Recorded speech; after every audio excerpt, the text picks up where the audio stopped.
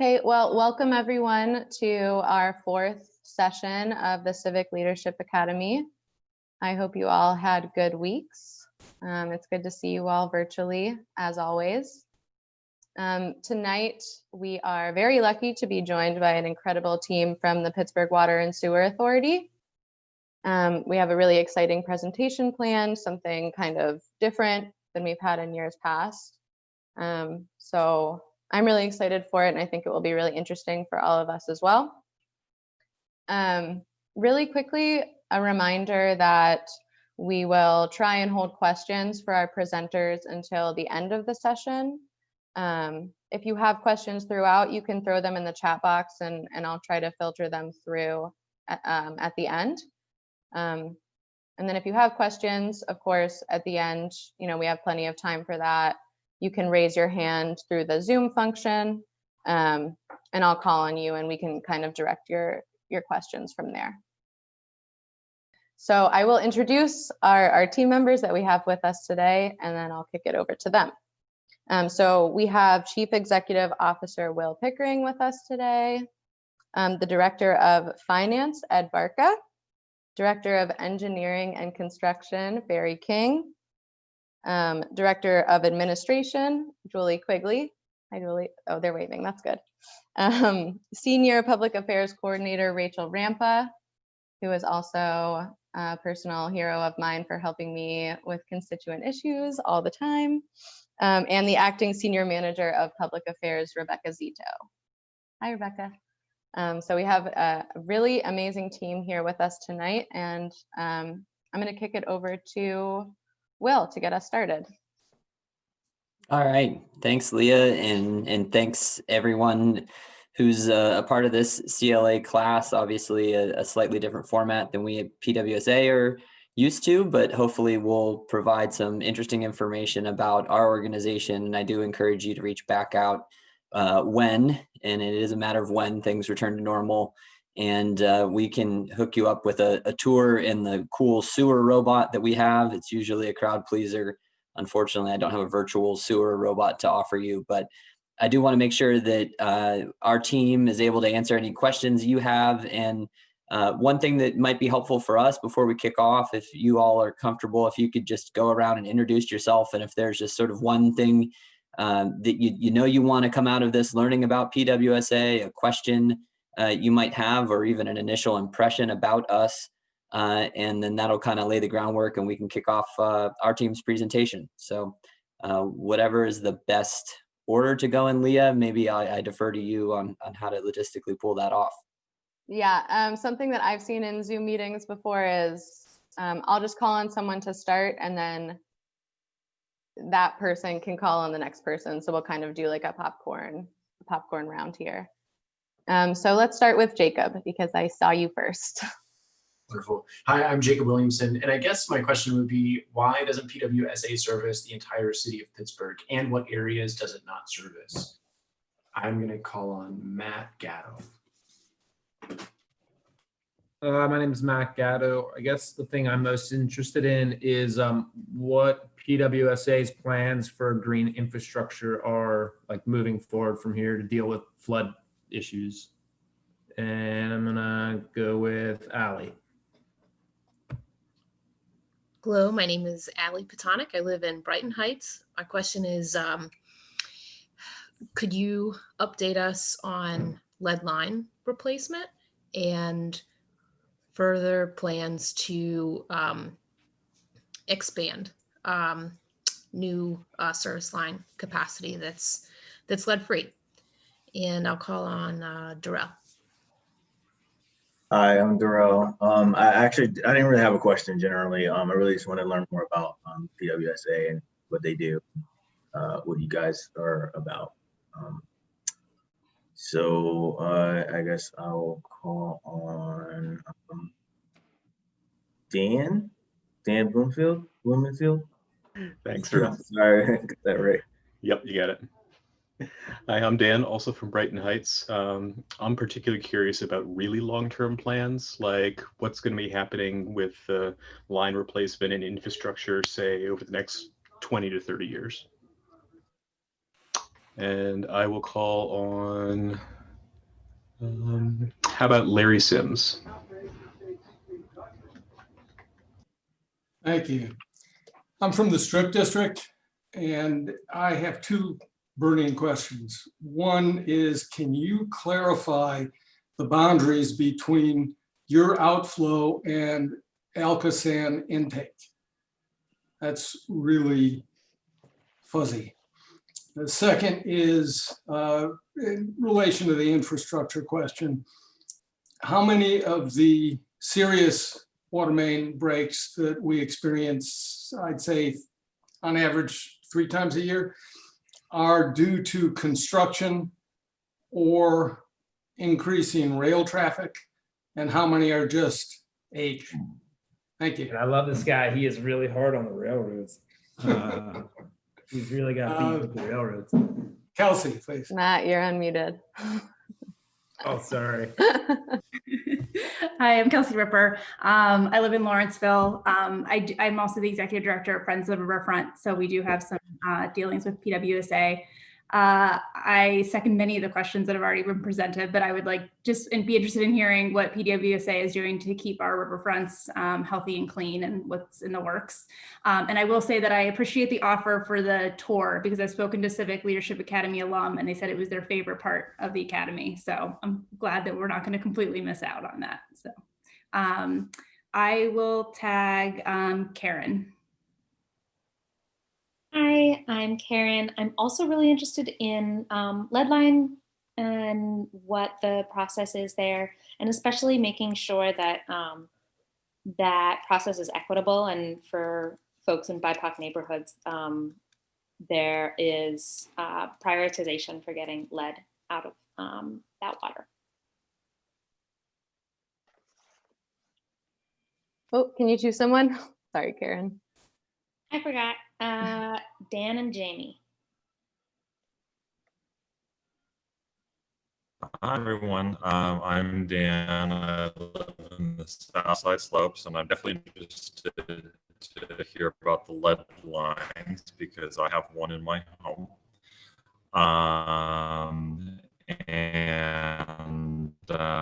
But I tell you what is important as that is that sewer robot thing. That's definitely want to know more about that. And I'll call on Kathleen. Hi, everyone. Kathy, also Southside resident. And I know that PWSA has a lot of local partners. Interested in learning a little bit more about some of like your stronger partnerships and potential new partners, be it organizations or civic groups or community members in the future. Hi, I'm Brandy. I'm from the south side of Pittsburgh, like my Oliver Borough. I'm interested in learning about your company just more all around, and also about improving better water quality. Drinking quality, excuse me. I keep muting myself. I'm sorry. I've been on Zoom all day long. I'm exhausted. I'm sorry. I'm going to call on, let me look. Did Amanda go yet? I'm not sure if Amanda went. Amanda Palmer? I have not. Okay. Thank you. So my name is Amanda Primrose. I am a resident of the lower Mexican War Street. So we just had our lines replaced. So we're very thankful about that. I do know, based on my neighborhood Facebook feed, that many of the residents are just curious about when the sidewalks will be repaired. So just thought I'd pass that question along. And I will call on, has Bill gone yet? Bill Freed? No, I can go though. All right, your turn. Okay, thanks. 2 questions actually. I'm up in Westwood, up by Green Trees, sort of up on the hill. And my water bills can vary from like $30 to $180 in 1 month. And my question is about those variations. And I see people next door all the time going nuts over like all of a sudden getting this whopper of a bill. Why do they vary so much? And if it's caused like a leak, do people or renters have any kind of like protections? Because I hear this all the time from people, like that their water bill gets behind and then the landlord gets on their back and it's a leak and blah, blah, blah. That's one side. The other side is about PWSA's own workforce. Like, do you have enough workers? Is that an industry that's growing? I remember years ago, there was a workforce pipeline building project for pipelines, which was kind of cool. And I'm just curious if it did any good, and like if there's a big growth because of all of our old water lines and everything. Those are my questions. So how about I throw it to Will? Another Hey. Bill. Oh, there's a couple Wills. I can go. All right. I'm Will Emmanuel. I live in the South Side, and my one question was just like related to environmental sustainability. If PWSA had anything to do with just cleaning up the rivers when Pittsburgh was kind of starting to transition away from a heavy industry city. So that was my main question, and I'll go to Dwayne.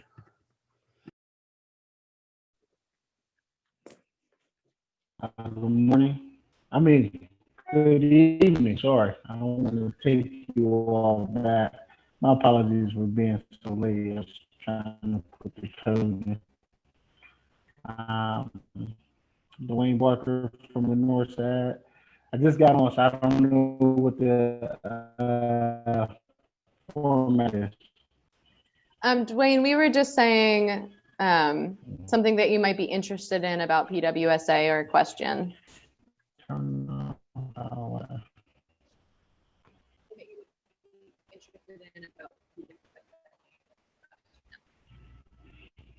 Oh, we might be having. I might be interested about PWSA.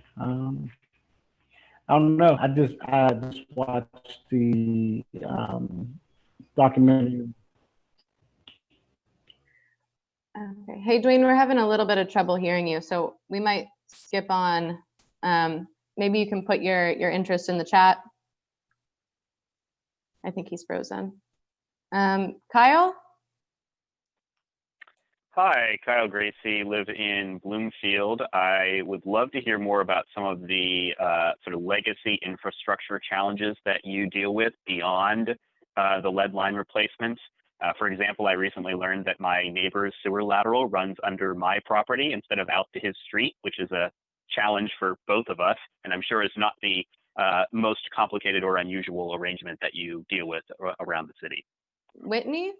Hi, my question is, what would you do to reduce waste? All right, thanks, Whitney. Maybe we can kick it over to Leanne. Hi, my name's Leanne. I am from Mount Washington and Duquesne Heights. And I think my question would be just about the process that is used when repairing. We got a lot of complaints about the sidewalks and holes that are kind of dug in the road, and when they're going to be permanently, the repair will be permanently completed, just so like we can kind of pass that information on to residents. So that's my question. I'm not sure who didn't go yet. I think James hasn't gone. Yeah, hi, this is James. I'm in the Point Breeze area, and I had two things. I run, and I'm wondering, when is that that area around the reservoir going to be back up and running again, up in shape? Because I like to run around that area. And then number two, I was wondering about, seems like there's always a lot of press about PWSA, and I'm wondering, how do you all handle all the attention that you get, and how do you manage those types of that type of scrutiny, I guess, from the public and from others asking about what's going on with PWSA and those kind of things. Thanks, James. Did we miss anyone? Yeah. You missed me, and I think, yeah, to see with the city, the other Ed. Yes. Oh, okay. Well, anyway, I'm Ed from Point Breeze and kind of have some related questions. One is we always think about lead in the water, but is there anything else that residents should be worried about enough to test for, and does PWSA help people to test, or if not, where would they go? How much would it cost? And then other questions are, I'm with Pittsburgh Against Single-Use Plastic. Do you guys have to deal with concerns of microplastics and other plastic type of contaminants such as PFAS? And the last one is, have you ever considered a public relations campaign to try to convince people, as Cleveland did, that their water is better quality than bottled water?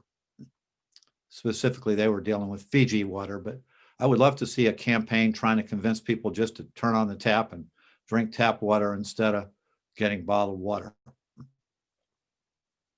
That's all. Thanks, Ed. And then I think Matt Cohen, did we miss you or did you go? I can go now. Great. Hi, I'm in Greenfield, and I guess the one question that I have for PWSA is there sort of a central place reporting on all of the projects you have going right now that's maybe interactive or, visually informed for people looking for sort of projects going on in their area, along with like time frame of when those projects complete?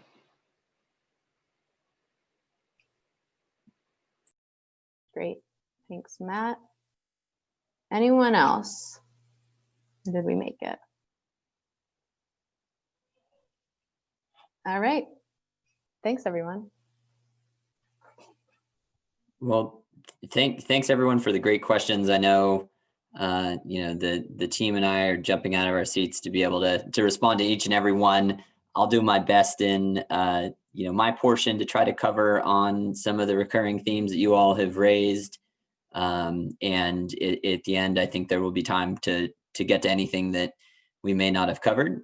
So I think we're ready to put up our presentation, Rachel, if you're prepared as well.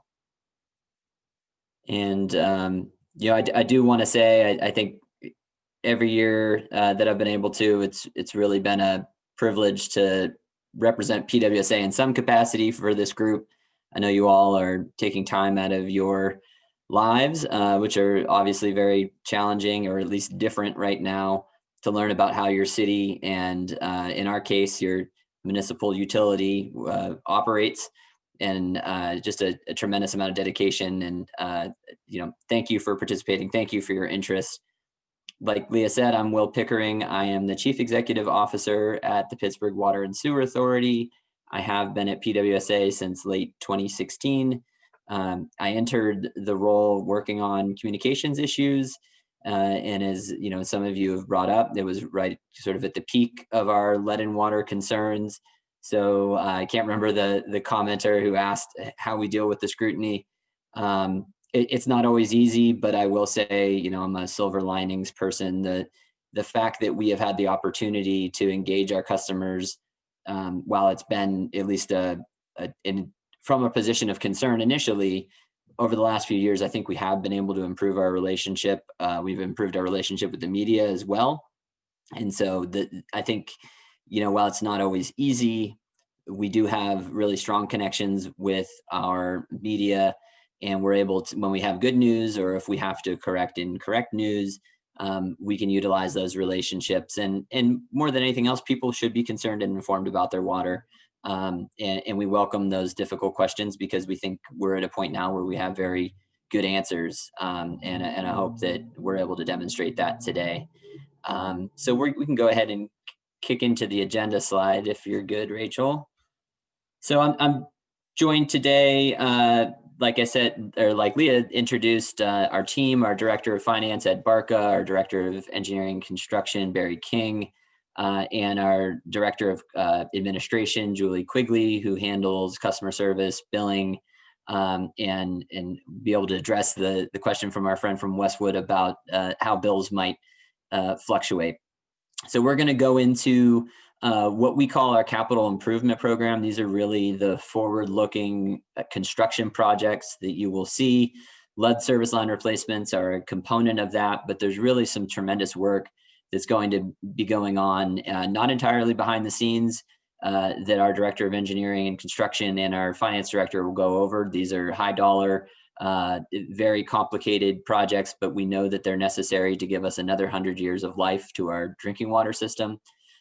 All of these projects, whether it's lead service line replacements, whether it's green stormwater infrastructure, or just the basics of repairing a water main that is broken on your street, obviously come at a cost. And as a municipal publicly owned and controlled utility, each dollar is either coming directly from our customers or it's coming from a grant or a loan. So there are no profits involved. We have no shareholders to report to. Our customers are essentially our shareholders. But every dollar that we get, we really only have one well to tap. And that's why, people have seen over the last few years, and it is a national trend that our rates are increasing to pay for these investments that are going to benefit not just city residents, but really the entire region, given Pittsburgh's place within it. And just then that final bullet, the benefits of these investments, we're looking at a real fundamental shift in the way that PWSA has approached infrastructure. Previously, one where if something was broken, we would fix it and just kind of leave it at that. We are looking at not only our capital improvement plan, which is a 5-year plan, but Barry and his team are looking beyond that. A lot of our system is over 100 years old. And like I said, we're trying to make the investments now so we're in good shape for the next 100 years for our children and grandchildren and anyone else who might be attracted to move into the region. So we can go ahead and skip to the next slide, Rachel. So this image is one that is demonstrating our what we call corrosion control treatment. So if we back up, like I said, around the time that I joined PWSA, PWSA had exceeded what's called the EPA lead action level. And what that means is that we sampled, or actually we asked customers to sample on our behalf at their homes tap water. And if the 90th percentile level is above 15 parts per billion, that's what's considered a lead action level exceedance. The tests are taken at homes that have lead service lines. Not every home in PWSA's service area has lead service lines. Pittsburgh is not unique that it has lead service lines. But that test result in 2016 really demonstrated that the treatment that we were using at our main treatment plant, which is where we would be seated right now under normal conditions, wasn't working as we had expected. And we immediately, after that exceedance, began looking at, okay, what are other cities doing? What else can we do on the treatment side to minimize the risk from lead service lines? Lead service lines are not the water main. These are a small diameter pipe that connect to individual, and most lead service lines are connected to residential properties. So they're connecting the water main to the home. They're made up of 2 components just to further complicate things.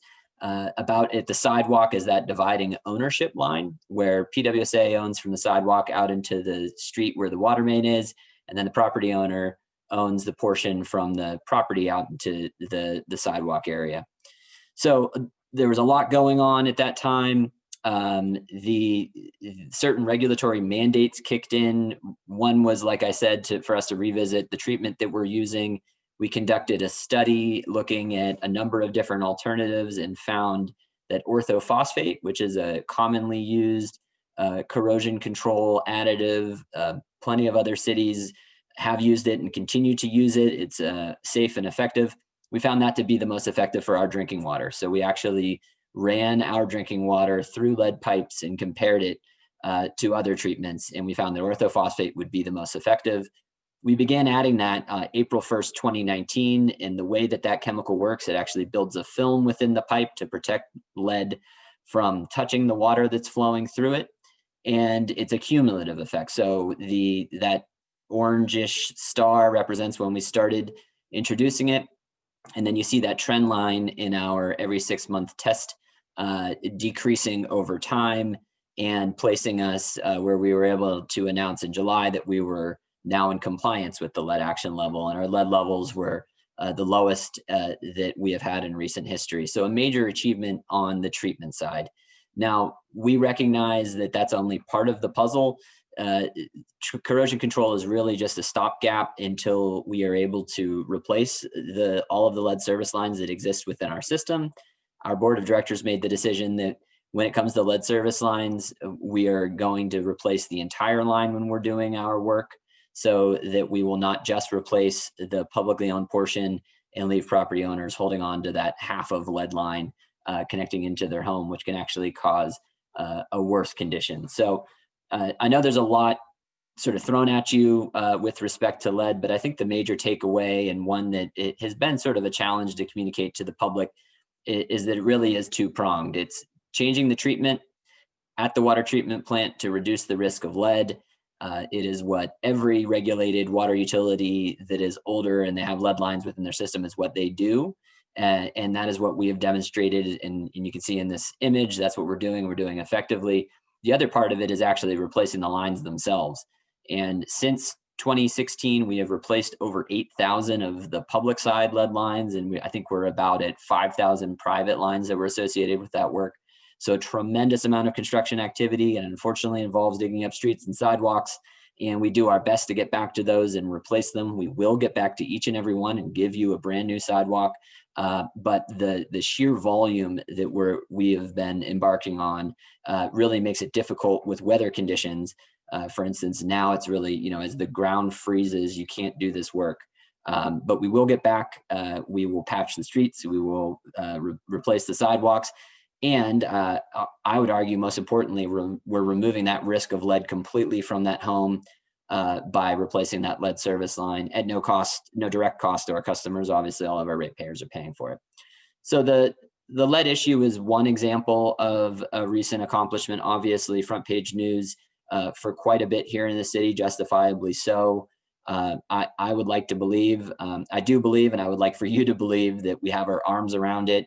And we are hearing from utilities across the country looking to us to try to replicate what we're doing here in Pittsburgh with respect to both our lead line replacement program and the way that we conducted the study that is allowing us to use orthophosphate. So I will wrap up that slide, Rachel. And moving on to our future direction, there are a number of areas that we look organizationally as we pivot from sort of the immediate reaction to lead and concerns regarding lead in drinking water. We're needing to invest in the system more generally. Like I noted, a lot of components of the system are over 100 years old, and now is the time. We've had some pretty impactful failures, large water main breaks, components of our systems like our reservoirs being taken offline due to necessary repairs. So instead of that fixes fails, within the last few years, we've positioned ourselves to be able to take a more proactive approach. And so we're going to be spending over $1.2 billion is our planned construction activity over the next 5 years. And Ed will go into some of that later. This is going to give us a stronger water system. It's going to help us attract people to the region. The water system, unfortunately, was seen as an area of vulnerability, given all of the attention related to lead and some of the larger infrastructure failures. And all of these efforts are going to improve reliability for our customers. So many things, that you take for granted each day, being able to flush the toilet, not really thinking about what happens afterward, which I don't blame you, and knowing that part is going to work. And then you turn on the sink to wash your hands and the water comes flowing out with clean drinking water. And it's another thing that we kind of take for granted, but that we know that we need to provide on an ongoing basis. And it's our responsibility to meet that demand from our customers. We obviously face some challenges along the way as any older city with older infrastructure. We have to demonstrate to our customers that we deserve their trust. The issues related to lead, raised serious concern, and I won't debate that concern. But like I said, I think we've had a tremendous response with a lot of the folks who are on this team and others who have done the work behind the scenes. And then we also have a lot of new leadership within the organization. And also, like I said, this is coming to we're coming to you, our ratepayers, or at least most of you as our ratepayers, to help us fund this. And We know that not everyone can afford increasing rates. The water bills are going up, the Alka-San bill is going up, and sort of general expenses in life are going up. But what we want to do when we set out on these programs is make sure that the customers who cannot afford our services are put in touch with the assistance programs they need. So apologize if that was a little long-winded, but I wanted to get to some of the questions with respect to lead that were raised early on. One that I'm now thinking of, I did not address directly in our replacement program. I hope, I can't recall exactly who asked the question, but we are prioritizing neighborhoods using census data to focus on areas that are lower income. So it would mean that they wouldn't have the means to replace the lead service lines out of their own pocket. The other is when it comes to lead and water, the primary groups of concern are either pregnant mothers or young children. So we have looked at census data to try to target neighborhoods based on the prevalence of those two factors, in addition to the prevalence of lead itself, because some neighborhoods we found just have more lead than others, and it's not really an income issue. It's just kind of the way that the city was built 100+ years ago. So not a lot of rhyme or reason there, but we have found more lead in some neighborhoods like mine, Mount Washington, where we've done a tremendous amount of work. We have a lot of lead up here. So with that, I will kick it over to Ed Barca, I believe, who's going to talk about our capital improvement program. Great. Thank you, Will, and good evening, everybody. As Will said, we're going to dive into the capital improvement plan next. And really, as the slide demonstrates there, this is really our plan to renew the entire water system. It is an old system, not to reiterate what Will said, and it's something that we're going to take seriously and tackle over the coming years. The plan itself is on the PWSA website if anybody's interested in viewing it. It's broken down by each individual project within the plan, but within that, you also see project descriptions with the ward that the project's taking place in. So that will shed some light on maybe some of the specific projects in the area that you live in. But our public affairs team also does an excellent job of updating, project progress as they progress through, also on our website. So I do encourage everybody to at least take a look at the plan, and obviously we're here if you have any additional questions, as we progress here. Next slide, Rachel, please. So this slide here just shows an actual and I guess budgeted or projected spending levels through a capital improvement plan. And for the sake of this slide, I'm just going to focus on those 3 gray bars and then the blue bar. And the point we're really going to drive home here is that we have an increasing capital improvement plan on the horizon.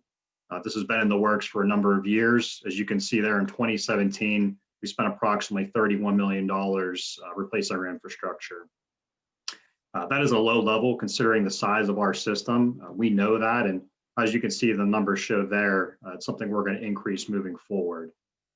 Year over year, we have seen about anywhere between $20 to $30 million increases in our spending level through our plan.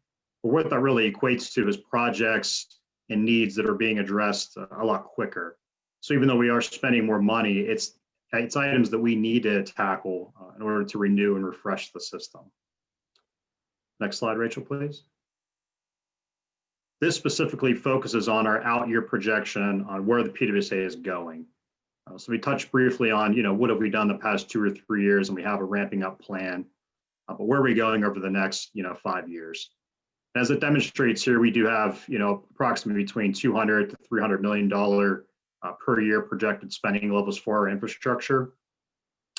These spending levels are really driven by, first and foremost, our lead line replacement program, but also regulatory compliance that we have to meet, with the state and other various agencies that regulate the authority. We also have an overarching plan to tackle larger improvements at the water treatment plant. Our sewers also need some rehabilitation. There's a stormwater component as well that we'll touch on here briefly. So it's really an all-encompassing plan.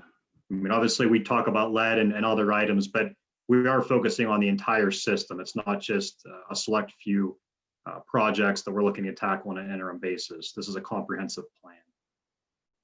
Next slide, please, Rachel. Specifically within the capital improvement plan, it's broken down into 6 project classes. I've already alluded to some of these, but I'll go through them specifically here. The first is our water treatment plant. There is a section in the CIP that is dedicated solely to the treatment plant. And this could go from, general upgrades of the plant to major upgrades. It's, you know, similar to the system. It is a very old building. It's a very old facility. We do have projects in place to address that. The next item there you'll see is the water pumping and storage. This addresses our pump stations, reservoirs, tank improvements, you know, really that, you know, like it says there, the pumping and storage component of the system itself. Next is the distribution section of the system. This deals with water meters, our water mains, our lead line replacements, really just anything overarching that gets the water out into the distribution system, into everybody's homes and businesses. Next is wastewater. The major components that make up that area are small and large diameter sewer rehab program, our sewer reconstructions, and some other various sewer projects as well. Next up, you'll see stormwater, which is focused mainly on our catch basins, but also our green infrastructure and our green infrastructure program, you know, and dealing with the, you know, current and future issues related to stormwater. And last, there is I guess a miscellaneous or an other category, if you will. It just contains some items that really don't fit into those other categories. This talks, you know, really mostly on surface restoration, utility cost shares with other local utilities, those kind of one-off projects, you know, that we deal with on an annual basis. Next slide, please. So looking specifically, you know, where the money is going to be spent over the next 5 years, this pie chart here breaks down those spending levels as per the project categories that I just touched briefly on. And you can see over the next 5 years, we're heavily, you know, focused on our water distribution system. That's the largest spending level in our CIP. As you can see there, it represents about 38% of our spending over the next 5 years. And lead's included in that, but we also have other large and, you know, smaller, you know, non-lead items that we're going to replace as well. Following close behind that, they're kind of interrelated, is, you know, our water pumping and storage component of the CIP. They really go hand in hand in that you need a reliable water pumping and storage component in order to get the distribution, you know, out into the system. So that's our next largest component you know, throughout the CIP. Following that, next up is the wastewater component. You know, it maybe doesn't get as much love as the other areas within the CIP, but it is also an area that we need to address and we are addressing. And the reason that it represents a little bit smaller portion of the pie compared to the other components is that it's somewhat less complex and more straightforward in how it's being replaced. And so because of that, costs are being able to be reduced, but also the replacements we need to do are more straightforward. And then kind of rounding it out, again, we have the water treatment plant components there, stormwater, and then the other areas within the CIP that we talked on. Next slide. And then with that, I'm going to turn it over to Barry King, who's our Director of Engineering and Construction. And he's going to talk about maybe some of the more specific and technical components of these projects, you know, throughout his presentation. Thank you. Thanks, Ed. Good evening. I am here to provide you with the high-level overview of our capital projects that are contained in our current 2021 to 2025 5-year capital improvement program, as we have approved by the board in September. So for reference, the photo that I have shown here captures the construction of PWSA's filtered water clear well back in June of 1906. We included it not only because it offers an impressive view of this awe-inspiring cathedral-esque form and the size of this critical facility, but it also provides you with an excellent illustration of the importance and need for the major critical projects that are included in our capital improvement program. The clear well at the Asimwall Water Treatment Plant was clearly built to stand the test of time and is still online without any significant maintenance for the last 112 years, but it is now time to modernize our system for both our current and future generations of the city of Pittsburgh. It should be noted that the projects in our current CIP were selected on the basis of analyzing and balancing the risk and consequence of an asset's failure with the overall customer affordability for the projects that we're undertaking. As Ed noted, our capital improvement program is divided into the 6 areas. My intent tonight is to focus on the water distribution and then the water pumping and storage projects, as they are the first and second largest budgets by project area, accounting for approximately 66% of our total CIP. Next slide. So I'll get into the discussions of the two major project areas I referenced. So first, I'll get into water main and lead line replacements. The first series of projects is very critical to water safety and the rehabilitation of our distribution system. It focuses on the replacement of lead service lines and water mains throughout the city of Pittsburgh. This is the largest area of focus in our capital program, making up approximately 38% of our total CIP. This work is necessary to improve water system reliability, correct issues with water pressure throughout the system, improve water quality, and minimize water interruptions throughout the community due to water main breaks. These water main replacement projects are a proactive approach to improve service and better manage our assets. So next slide. I'll start with a quick discussion on our lead service line and try not to reiterate anything Will had mentioned. Since 2016, PWSA has been aggressively replacing lead service lines. As of December 8th, 2020, yesterday, we have now replaced 8,121 public side and 5,236 private side, where the line of demarcation is the curb box, typically is the curb box located at the edge of right-of-way, typically. So the public side and private side lead service lines and have invested roughly $80 million into this program to date. So now lead service line replacements will continue in conjunction with the water main replacement program, allowing the main and service lines to be replaced concurrently. This means effective 2020 and 2021, there will no longer be a separate lead service line program as we've previously discussed. But rest assured, the lead service line replacements will continue under the small diameter water main program. Note that this was the first year since beginning lead service line that we had enough data to allow us to effectively identify the most appropriate mains to be replaced, and hence why we're combining the lead service line replacement program under small diameter main. So that was, Will mentioned the criteria that are a basis upon which we are selecting those areas. Our 2020-2021 budgets for the small diameter water main replacements are approximately, I'm going to stick with the 2020 budget, is approximately $25 million. We are actively working towards our goal of removing all lead service lines. We do have a goal that we're going to try to remove as many as possible by 2026. As background, since our first exceedance of the lead in drinking water action level of 15 parts per billion in June of 2016, we have been under this aggressive program. So next slide. So the next area I will get into are our critical water infrastructure projects. In September of 2019, PWSA had entered into agreement with the Pennsylvania Department of Environmental Protection to rehabilitate and restore our most critical water infrastructure.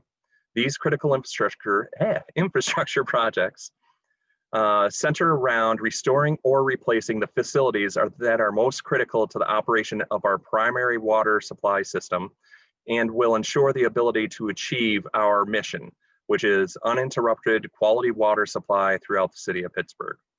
This agreement, known as our 2019 Consent Order Agreement, or COA, was developed around a common goal of replacing the existing 112-year-young clear well. For clarification, the clear well is a single-celled tank that, per the 1904 design that was implemented and constructed in 1906, it did not plan for future maintenance or replacement. Bless them for building a robust and long-lasting clear well, but it definitely did not have the regulatory requirements that we currently face in mind when they did design and construct it. So to that end, we are required to complete all projects that are necessary to support the replacement of the existing clear well so that we can maintain a continuous water supply of treated water while the clear well is being replaced. These projects follow a sequential order that lead up to the completion of the clear well. These projects include, and I'll go into them on the next slide. So I'll start with the Clearwell bypass and improvement projects. One of the projects to be completed in advance of taking the Clearwell out of service is the Clearwell emergency response. We must construct a treated water bypass around the existing Clearwell before we would be able to take it offline. But that's only one step. We want to move to the next slide.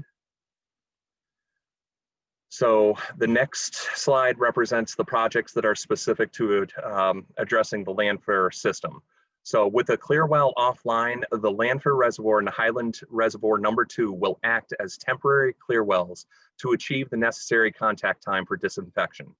To that end, all infrastructure between the Clearwell and the Aspenwall at the Aspenwall water treatment plant and both the landfill reservoir and the Highland 2 reservoirs must be restored, refurbished, or replaced to ensure we can have continuously treated water and distribute water throughout our service area uninterrupted. This consists of addressing the respective pump stations, rising mains, and reservoirs, constructing a bypass around a clearwell, and then ultimately replacing a clearwell. So this slide shows the landfill system, including rehabilitation of the Aspenwall pump station, constructed in 1913, which pumps treated water at an average of 15 MGD, million gallons a day, via the existing 60-inch Aspenwall to landfill rising main that was constructed as well by 1913. But it should be noted that this is the only rising main we have that doesn't have a redundant parallel main. So as part of the COA, we are in the process of completing the final design for the redundant rising main, which is identified as our Aspenwall pump station to landfill reservoir rising main project, rolls off the tongue, and the completed already reservoir improvements for the 133 million gallon landfill reservoir that was constructed in Shaler Township by 1913. The next slide reflects the Highland Super System project, including rehabilitation of the Brecken pump station constructed in 1934. It had replaced an earlier pump station at that site.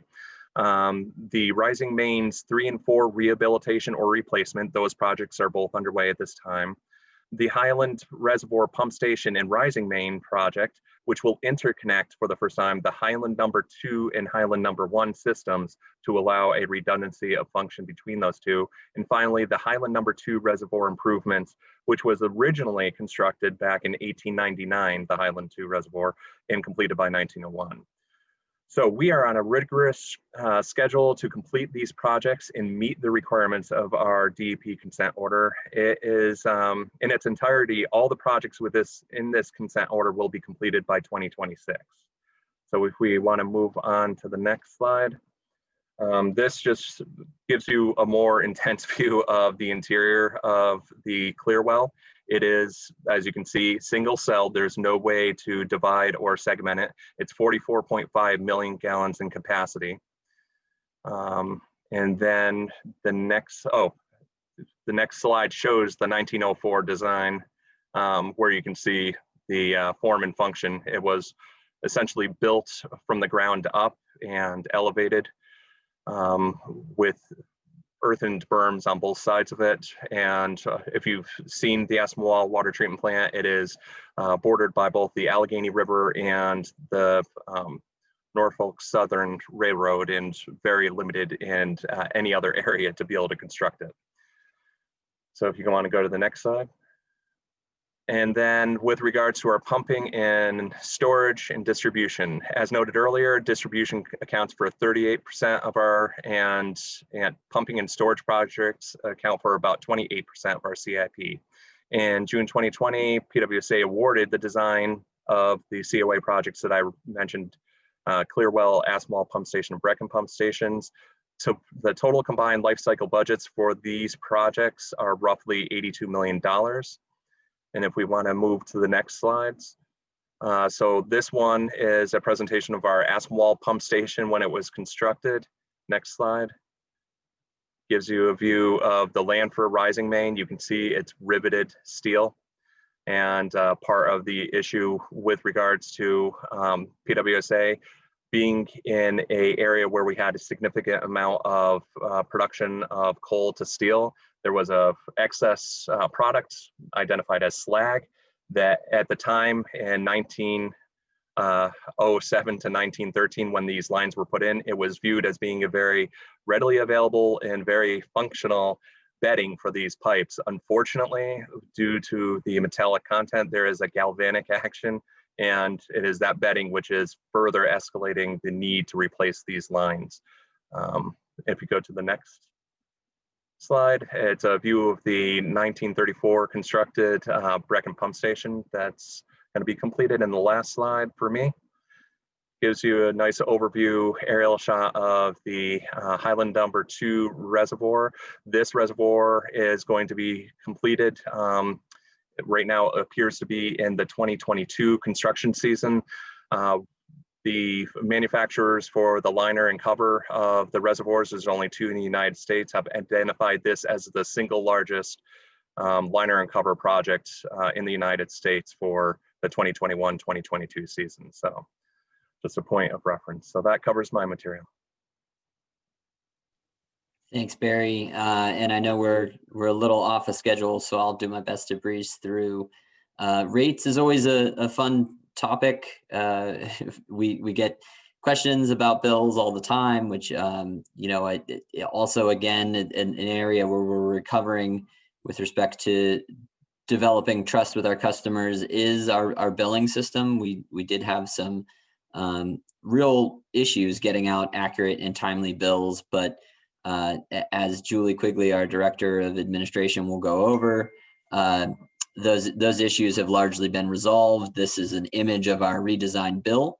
And our hope and intent is that not only are we billing accurately, but that our customers are able to decipher what they're actually being charged for. We have, in the Q&A at least, or the Q, we're getting to the A, folks asked about our service area. Every City of Pittsburgh resident is a customer of ours, at least on the sewer side. So like Barry talked about, we provide sewer conveyance. We do not treat sewage.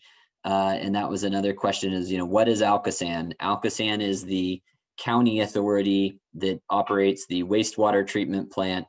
And we own the smaller diameter pipes that take that wastewater, sometimes wastewater combined with stormwater, to them for treatment. We have the benefit of collecting their fees on their behalf as well. So if you look on your bills, there is a line for Alcosan as well as our sewer conveyance charges. And then if you're one of our drinking water customers, you are also charged for drinking water. One of the other questions was, why don't we own the water system within the entire boundary of the City of Pittsburgh? To my understanding, it was really a function of the city growing over time. There had always been an external water presence. As the city expanded, it encompassed areas that were already served by other areas. Another question was about the Allegheny River. I was not around, unfortunately, when they made the decision to pull the water from the Allegheny there at the Aspinwall treatment plant, though we are very lucky that they did. The Allegheny is a higher quality river source. It's very likely that that was factored into the decision to place it there. It's also, the river moves more quickly, in addition to less industrial presence there along the river. So anyways, back to rates. We can go ahead to the next slide just to give you a little preview of some of the developments that we have with respect to how we charge our customers. So when I started at PWSA, and PWSA for its entire history until 2018, the rates were set by our board of directors. We have a board of directors that is appointed by the mayor and approved by city council. Those are my bosses. And there, in 2018, there was legislation passed that was signed by the governor that placed PWSA under what's called PUC oversight and jurisdiction. The Public Utility Commission is a state body that regulates monopoly utilities like your gas and electric providers. The distinction there is that those are for-profit utilities. They are what is called a public utility, but they do and are allowed to make a profit, whereas PWSA, we're a municipal authority. That's not built into our structure. but the state determined that they thought we would benefit from PUC oversight. And so we have a rate making process that is different from our somewhat recent history, but I do think it benefits the public because there's multiple opportunities for public input, and that oversight requires us to answer a lot of questions anytime we want to ask for an additional dollar from our customers. So it's a heavy lift for our team, especially Julie and Ed, who are here on this call with us today. But ultimately, it is a benefit to our customers, so they can be assured that we're going through a rigorous process before we ask for more resources. The impact of COVID-19.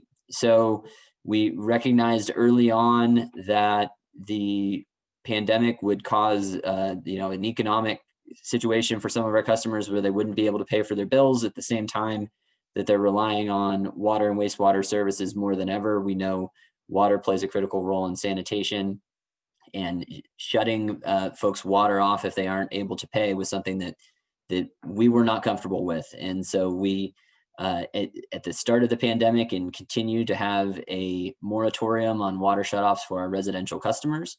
That is one way that we have reacted to COVID-19. We've also seen our water use kind of shift. As you can imagine, no one's at Heinz Field, no one went to PNC Park in the summer. So some of the larger users, hotels, convention centers, they were not using water, and some of that revenue wasn't realized from us because those toilets weren't flushing, those sinks weren't flowing. But we obviously saw an increase in residential use, and it was not a one-to-one matchup. So it was not a wash in terms of our revenue, but we did not take the hit that we had estimated and others had projected. We've managed to be on pretty decent ground when it comes to revenue, which is a good thing because that means that we don't have to ask our customers for more. You may have caught in the recent news that we have new rates that are going to begin early in January. I'm really proud of these rates, and I think we can go on to the next slide and just hit on them very quickly. We filed what we call our rate case to the PUC literally weeks before the pandemic, so having no idea what we were looking at in terms of local economy and national economy. We knew that we had a tremendous amount of work, like both Barry and Ed have laid out, but we came to a compromise solution, and so the increases are spelled out here on this slide. But what I think is really unique and testament to the, if you want to call it, the new PWSA and the way that we are focused on making sure that our lower income customers can afford their bills, that the lower income customers will actually see a net bill reduction on our charges when our rates go into effect. So if they're using a typical amount for a residential customer, they are insulated from that rate increase that we know we need to be able to make these investments that we're talking about today. And that's not typical for a water utility, and it's especially not typical for an investor-owned utility who is more focused, or at least has a focus on making profits. So that's my spiel on rates, and I believe I'm kicking it over to Julie Quigley. Hi, everyone. I'm here to talk about the customer assistance program and also answer some of your questions in the chat. I've been doing that. So feel free, I did stick my email in there, totally fine, email away. I will make sure it gets responded to swiftly. So it's rather uncommon for municipal authorities such as Pittsburgh Water to have customer assistance programs. Investor-owned gas and electric utilities who are regulated by the Pennsylvania Public Utilities Commission have had what are called universal service programs through state regulation for decades. The suite of programs that Pittsburgh Water offers assists struggling, income-eligible residential customers with protection from termination due to non-payment in 4 cold weather months, monthly bill reduction to reduce their arrearages, and financial assistance with private lead service line replacement. Next slide, please. So these customer assistance programs at Pittsburgh Water were born out of necessity. We were facing a significant rate increase, much higher than the one pending in January 2018, following decades of lack of investment in our infrastructure, people, and tools. The board realized that these rates were going to be a heavy lift for our customers, especially our most vulnerable customers living at or near to poverty level. The board initially put into place a winter moratorium, and they instructed staff to design and implement a bill discount program. A few months later, a settlement with a prior management company allotted funds to create a hardship grant program. We chose the administrator Dollar Energy so that customers who are being vetted for other regional utilities programs will also be vetted for Pittsburgh Water's assistance programs. So if you call Dollar Energy as a gas or electric customer signing up for their CAP program, you automatically will be talked to and educated on and signed up for, if you qualify, the Dollar Energy programs for Pittsburgh Water. Next slide, please. An important event in the PUC rate case process is the public input hearing. This is an opportunity for utility customers to voice their concerns to the PUC regarding a potential rate increase in a public forum. Several hearings are held, usually over 2 weeks and in multiple neighborhoods at varying times of the day and evening. Administrative law judges from the commission preside over the hearings. Pittsburgh Water staff attend, and customers may pre-register to share their thoughts or speak their minds at the close of the hearing. The commission's court reporter makes a permanent record of the public comments, which are viewed at various stages of the rate case and can be cited in testimony.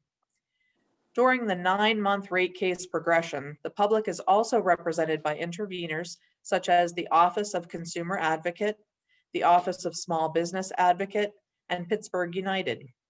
These groups lobby to protect the consumer, and they have shaped Pittsburgh Water's customer assistance programs over the past 2 years.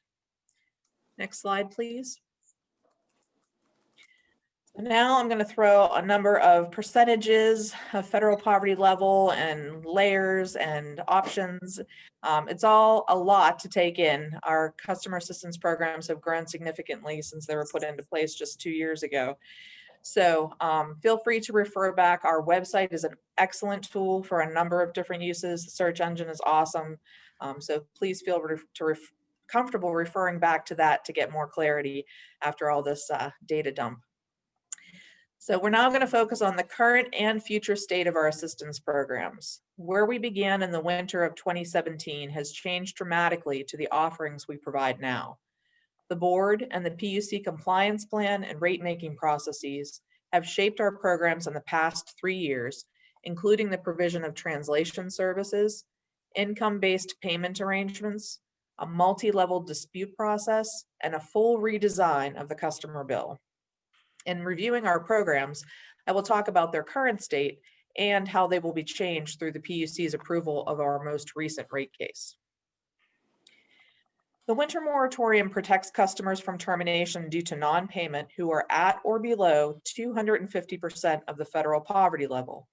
And that runs from December 1st through March 31st. So during those 4 months, Pittsburgh Water is not allowed to send them any type of a termination notice or terminate their service for non-payment.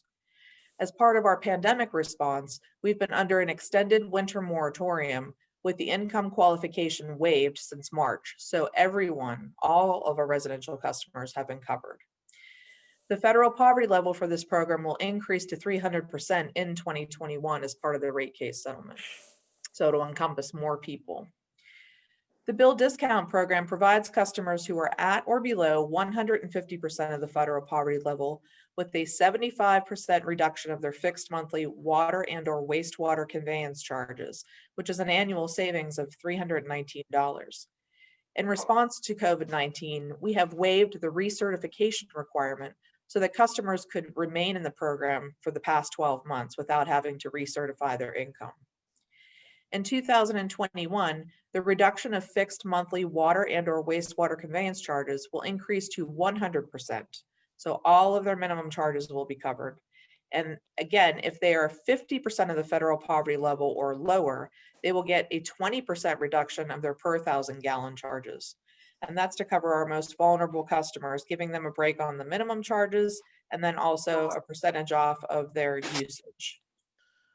The recertification requirement will also continue to be waived through next year.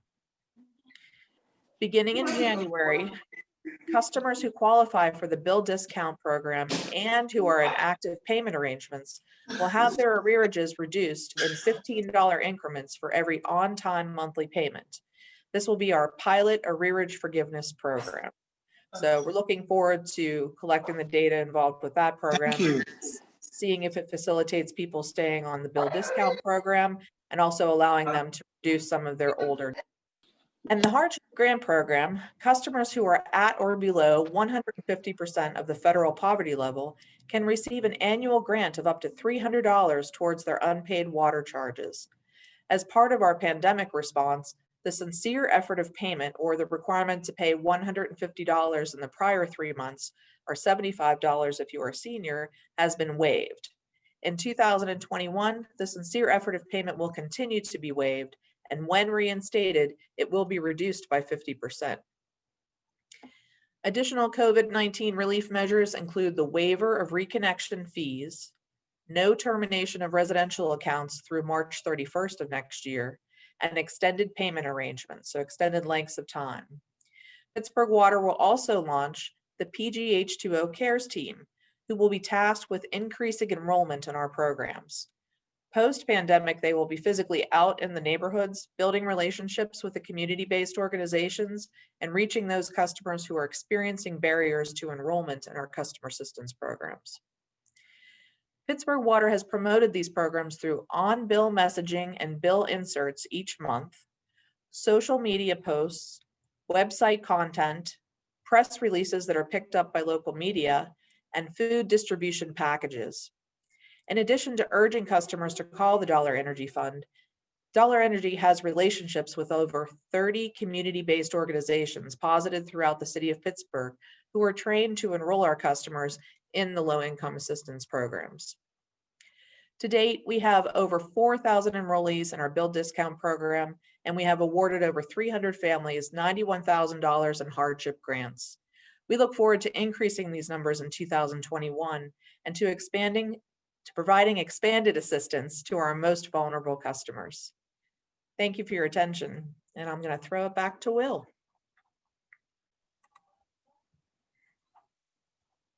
Thank you, Julie, and hopefully everything we provided today really just underlies the thought that all of these benefits are for our customers. All of these improvements are really going to provide strength to not just the city of Pittsburgh, but our region. And that every dollar that we get from our customers, whether they are single family homes, people who live in apartment buildings or commercial office buildings, all of the places that use water, we're using each of those dollars raised from them and we're putting it back into our system to be able to catch up on really what is going to be a challenging uphill battle to renew some of this infrastructure. The challenge ahead of us is really going to be to prioritize, as we've outlined today, between stormwater, drinking water, wastewater, the critical projects related to water quality on the drinking water side, and then water quality on the sewer and combined sewer side. So there are a lot of investments that need to be made. We didn't even get into the portions that are mandated from our regulators. But we're all driving at the same purpose, which is to provide safe and reliable water to Pittsburgh. And like I talked about, for our customers to be able to turn on the tap and not think twice about it working, and it also being a high quality and reliable product that they don't need to be concerned about. So I do want to open it up to questions. And I know there are a number in the chat as well. So Leah, I'll defer to you on how you want to handle it. Sure. Okay, so we do have a number of questions in the chat right now. If we don't mind ceasing the chat questions as we go into Q&A here, I will try to read out loud the ones that you haven't answered yet, the ones that are in the chat, and then we'll move into people whose hands are raised. But first, really quickly, we like to give claps at the end of every presentation. Thank you so much for sharing that with us. And okay, let me go up to the top here and see where we're at. Okay, so we did cover Alcosan versus PWSA. Covered who you are.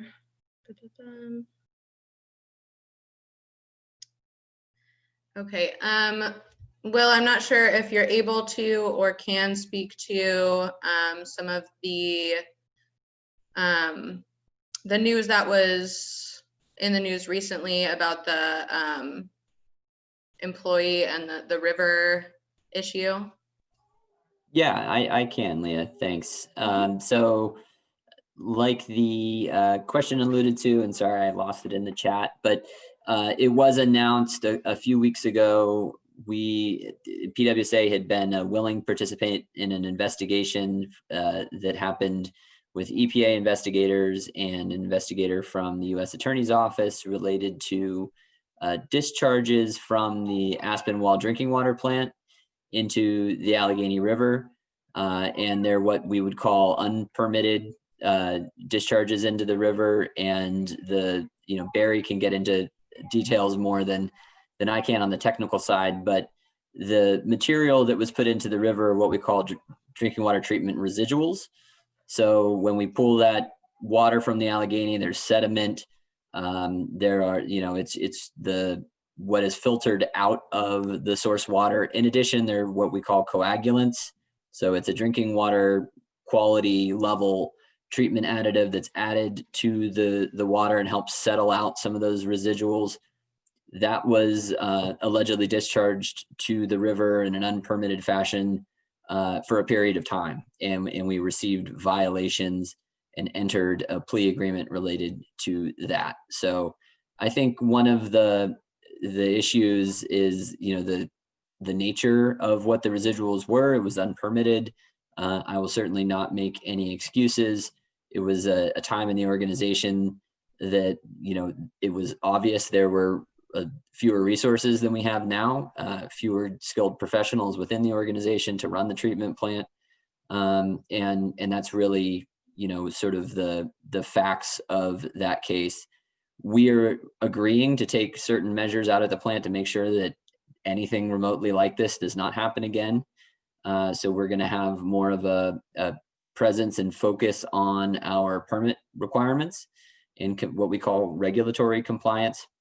So, we're taking action, and that was already in the works. And like I said, we worked closely with the investigating parties and turned over everything because we recognize that this was an inexcusable event, and I hate this, it sounds cheesy, we're learning from it.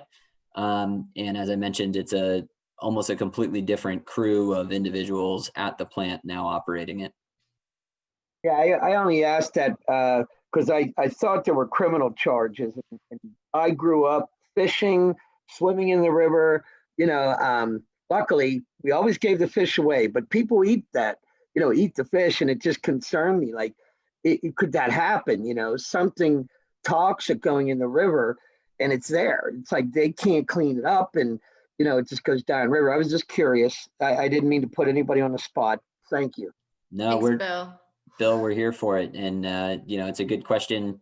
And, again, I'm not a water quality technical expert, but in terms of toxicity and things along those lines, the charging statement isn't really about that. It's the fact that we did not have a permit to put that kind of product into the river. And it did create a physical buildup there that was noticeable. So a good question. Thank you. Thank you. Okay. Would you recommend that any customers use any type of home water filters? And if so, which kind? Do any of these deal with lead contamination? So maybe two quick answers to that question. One, at this point, so not every home has a lead line. If you have a lead line, our sampling is indicating that orthophosphate is effective and that the drinking water that we're delivering into your home is safe to drink. Though we do have a free lead test kit program. You can go on our website. We will mail you out a test kit, and that is specific to lead. You could verify that. And, a lot of people like to use filters for what we call taste and odor. The one thing to look for any sort of filter, you want to make sure that you're maintaining it in a way that the manufacturer recommends, and then each one is certified. You want to look for an NSF certification to remove certain contaminants. Not all filters are certified to remove lead, if that's what you're concerned about. So I would just do a little research. There are plenty of low-cost filters. I believe we still have coupons on our website for at least a $10 off if you go with a certain brand of lead filtering pitcher style water filters, if you're interested in that. But no real reason, unless there's a specific issue at your property or potentially driven by the plumbing in your home, for you to filter at this point. Thanks. And I think we have just 3 more from the chat, and then we can move into real-time questions. Could Pittsburgh's Fourth River aquifer be used for municipal water? Barry, if you're still on, that's well out of my wheelhouse. I've heard reference to the Fourth River, but that's not my expertise. Due to a capacity and quality, it would not be a cost-effective measure for us to withdraw from there. And then there's other issues, just like any confined or unconfined aquifer, there's a limit to which you can withdraw before you create conditions. And so that would not likely be a possibility for PWSA. Thanks, Barry. And does PWSA have an estimate of how much water is lost due to breaks and leaks in its infrastructure? So at this point, we have some, what I would characterize as very estimates. One of the major investments we're making is advancing our metering system. And so it is without meters in place. Some may have read, some of the city facilities, swimming pools, some of the city-owned buildings have no meters at all. So that's just one example of, without that use being captured through a meter, that we can't be precise in how much water is actually, we're pulling from the river and ultimately reaching a customer. And that's how you make those water loss estimates. We know we have a leaky system. We know we have an old system, but we are under, these are one of the other commitments that we made to the PUC. We're under a mandate to come up with a much better estimate. So we are, making investments in remote and advanced metering technology to come up with a better one. So I'm always leery of putting a number out there. Decades ago, I think it was, upwards of 50% of the water has been thrown out there. But I think we'll have more to come there with some real hard data in the next year or so. Thanks, Will. And then one last one from the chat. The timing of the lead line replacement could be especially hard for ratepayers to cover their side of the curb right now during the pandemic. This is from Allie, are the supports by income level still considered adequate by your measure? Do they account at all for weeks or months or quarters of lost income due to the pandemic? So it's a great question, Allie. The income is based on your current level of income. So it's not as if we're requiring W-2s from a previous year. So if the pandemic caused some sort of change in your employment status where you're seeing lower income, our eligibility partners at Dollar Energy Fund would take that into consideration. So there are so many programs now, it's hard for me to keep track, that are encouraging and incentivizing private lead line replacement, that, regardless of income right now, if you had what we call private only, so you just have a lead line on the private side, we don't have a private side, no matter your income, you could be a billionaire, we would still give you $1,000 to motivate you to replace that line, because we recognize the importance of getting it out of our system. So if you know anyone who might be interested, we really encourage them to call Dollar Energy, and we can, they will make sure to talk through it with them and get them in contact with whatever program makes the most sense for them. Thanks.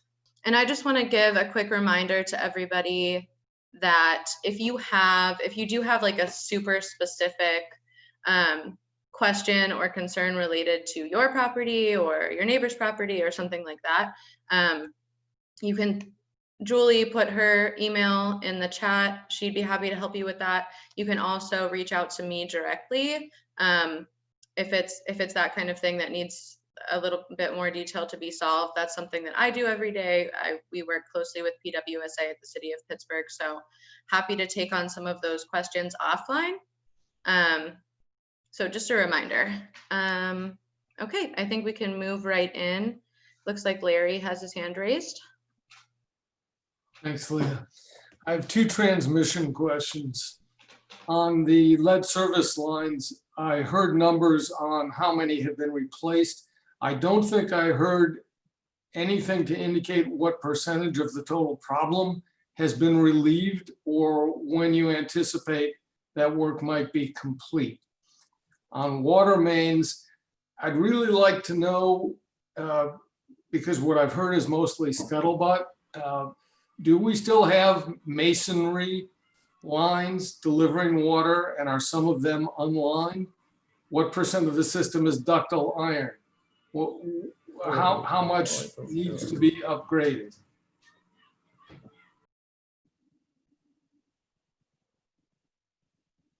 Barry, if you're still with us, do you want to take a stab at some of those? I can hop in. I can. I unfortunately, that was a lot to unpack in one concept, so I might need you to forgive me, Larry, if you could. So with regards to whether lines exist that are concrete are throughout our system, we have had lining performed of any of those existing lines that are out there. So there are none that I am aware of at this point that have not been lined to date with regards to concrete or PCCP type piping. Some of those other liners we're taking, for example, we have one on at 28 and the 40th Street Bridge that we're addressing. The liner that was in there, a fiber liner, is going to be replaced in the near term just because of its functionality over the number of years. So that's one item. As far as the percentage of ductile iron, I'm sorry, I haven't had those stats in over a year to look at, so I can't remember off the top of my head, but I can look that up for you. If you want to leave your email, I can send you the breakdown of those lines. What were some of the other questions you had? Well, on the mains, can you just tell us approximately what percent of the system is in fairly urgent need of upgrading? So we're in the process of some of the large diameter mains. So our system is broken up between what we'd say were transmission mains and distribution mains. The transmissions are going from the pump stations to the reservoirs, and then the distribution is after the reservoirs into the actual distribution system itself. And so for all of those systems, we're in an evaluation process to get specific numbers. Rising main 3 and 4, we've done a complete analysis from Brecken to the reservoirs to understand their condition. Same with 1 and 2. We're right now in the process of analyzing that data, and that will be turned into the final design that's going to the state for a portion will be replacement, a portion is going to be lining or rehabilitation of those lines. But I would say that the portion that we're going to do that's replacement is far less than a portion we're going to do rehabilitation to. And same with our mains.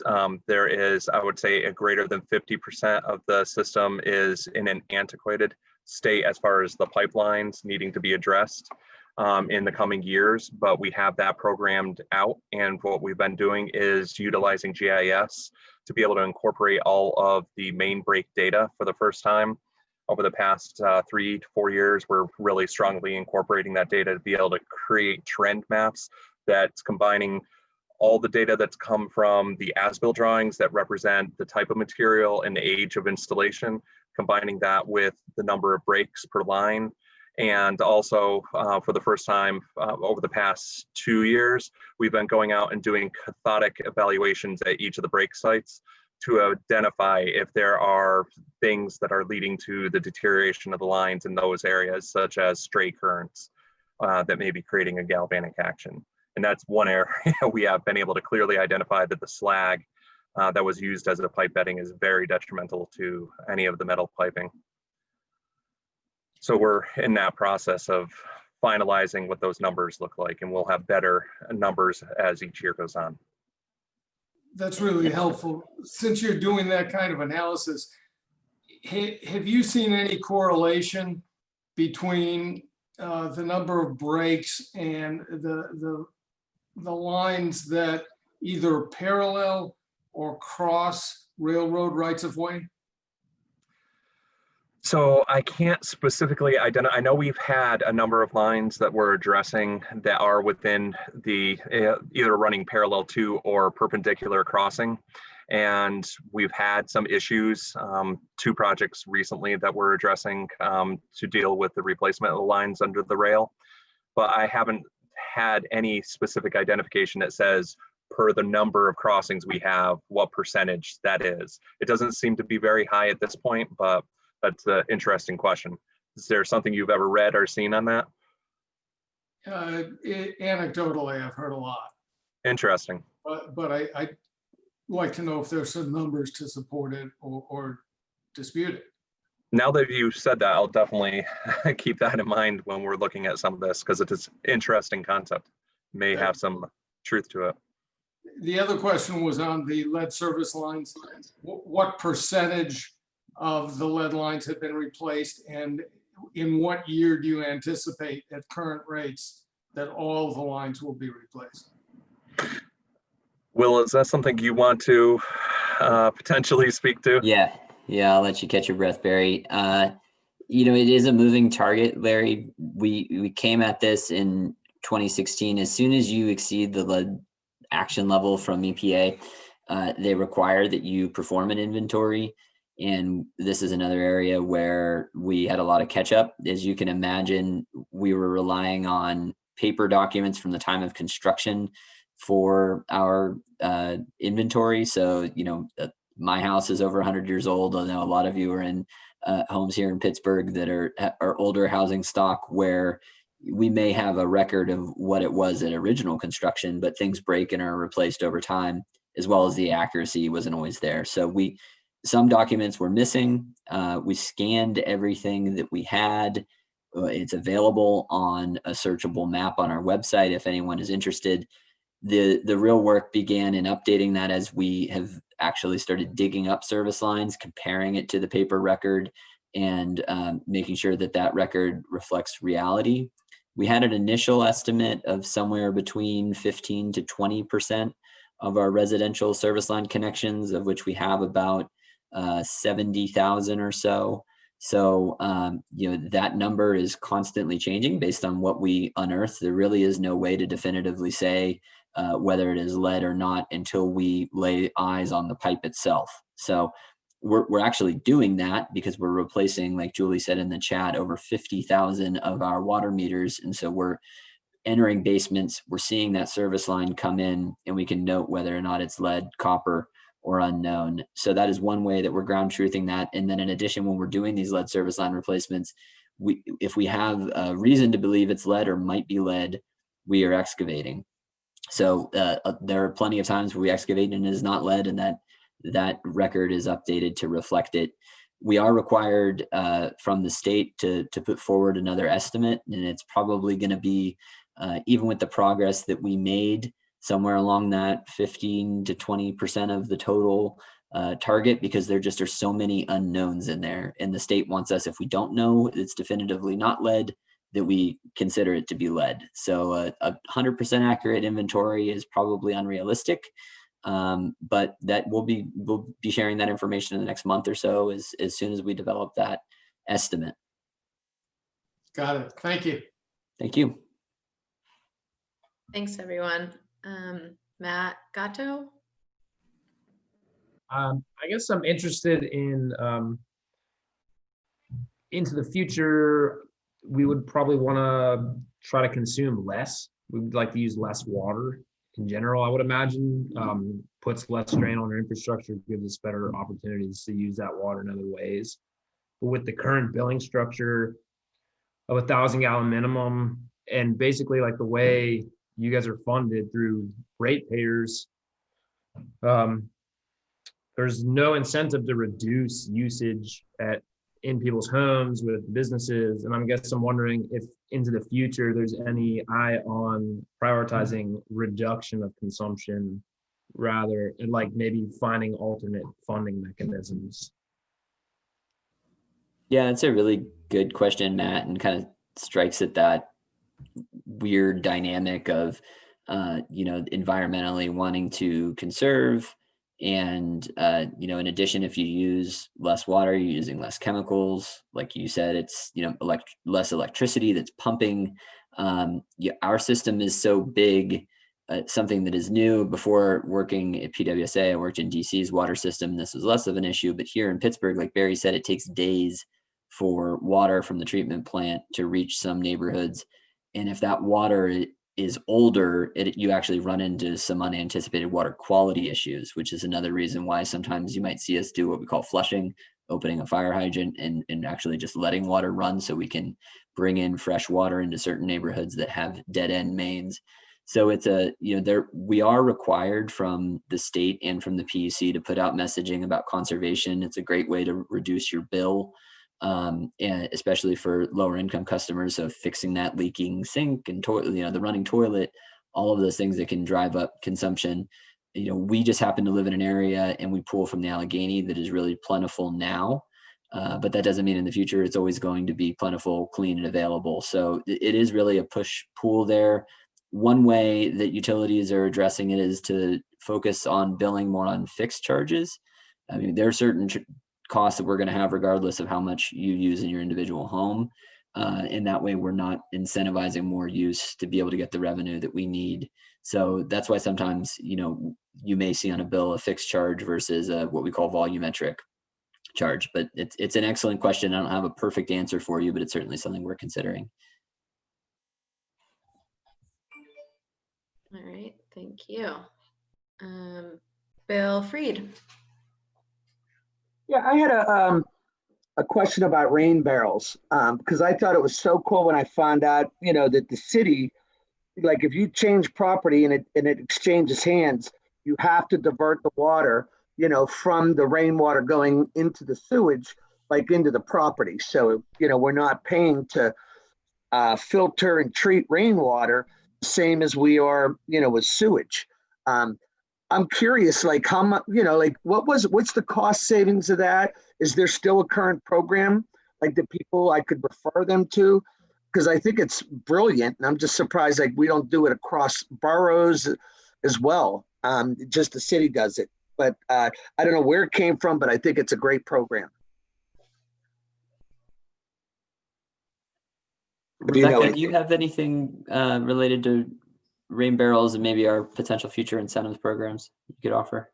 And before Rebecca jumps in, I apologize. I did not appropriately recognize Rebecca and Rachel from the public affairs team who are helping us out today and help us out.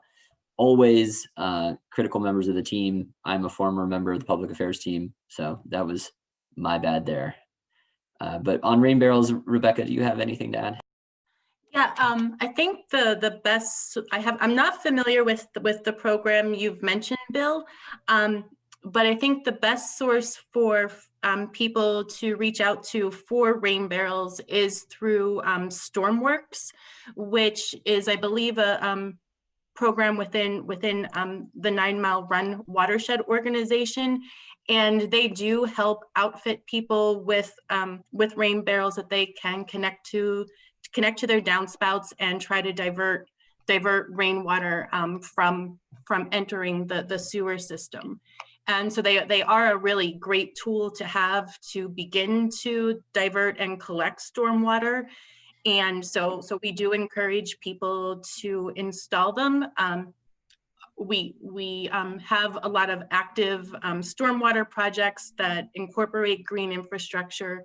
And when we do speak to residents about these projects, we do share some information about how collecting stormwater is a shared responsibility between so many organizations throughout the city as well as residents. And rain barrels are just one of the things that you can do. And we do have a section on our website that also addresses some of the resources that people can access and learn more about regarding stormwater and what you can do at your home. Thank you so much. Sure, thanks, Rebecca. Let's see, Allie. No, I might have actually forgotten my question. My hand, but I wonder if you'd come back to me. I should have written it down. Yes, definitely. I can come back to you. I just remembered it. Oh, perfect.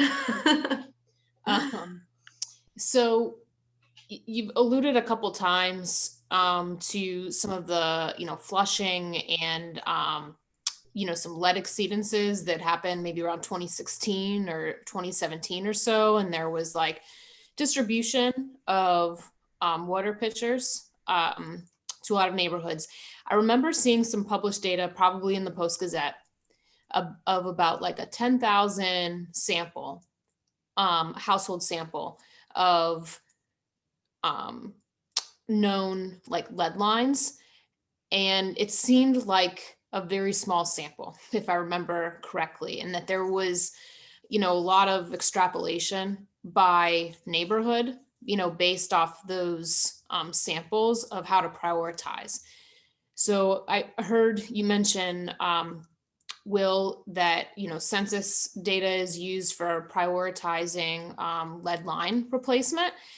I just wonder if the data, has really dramatically improved about lead lines. Like I heard you speaking about the excavating going on, but maybe my memory is very fuzzy and that doesn't ring a bell to you, but I hope there's substantially more data now to, inform future work.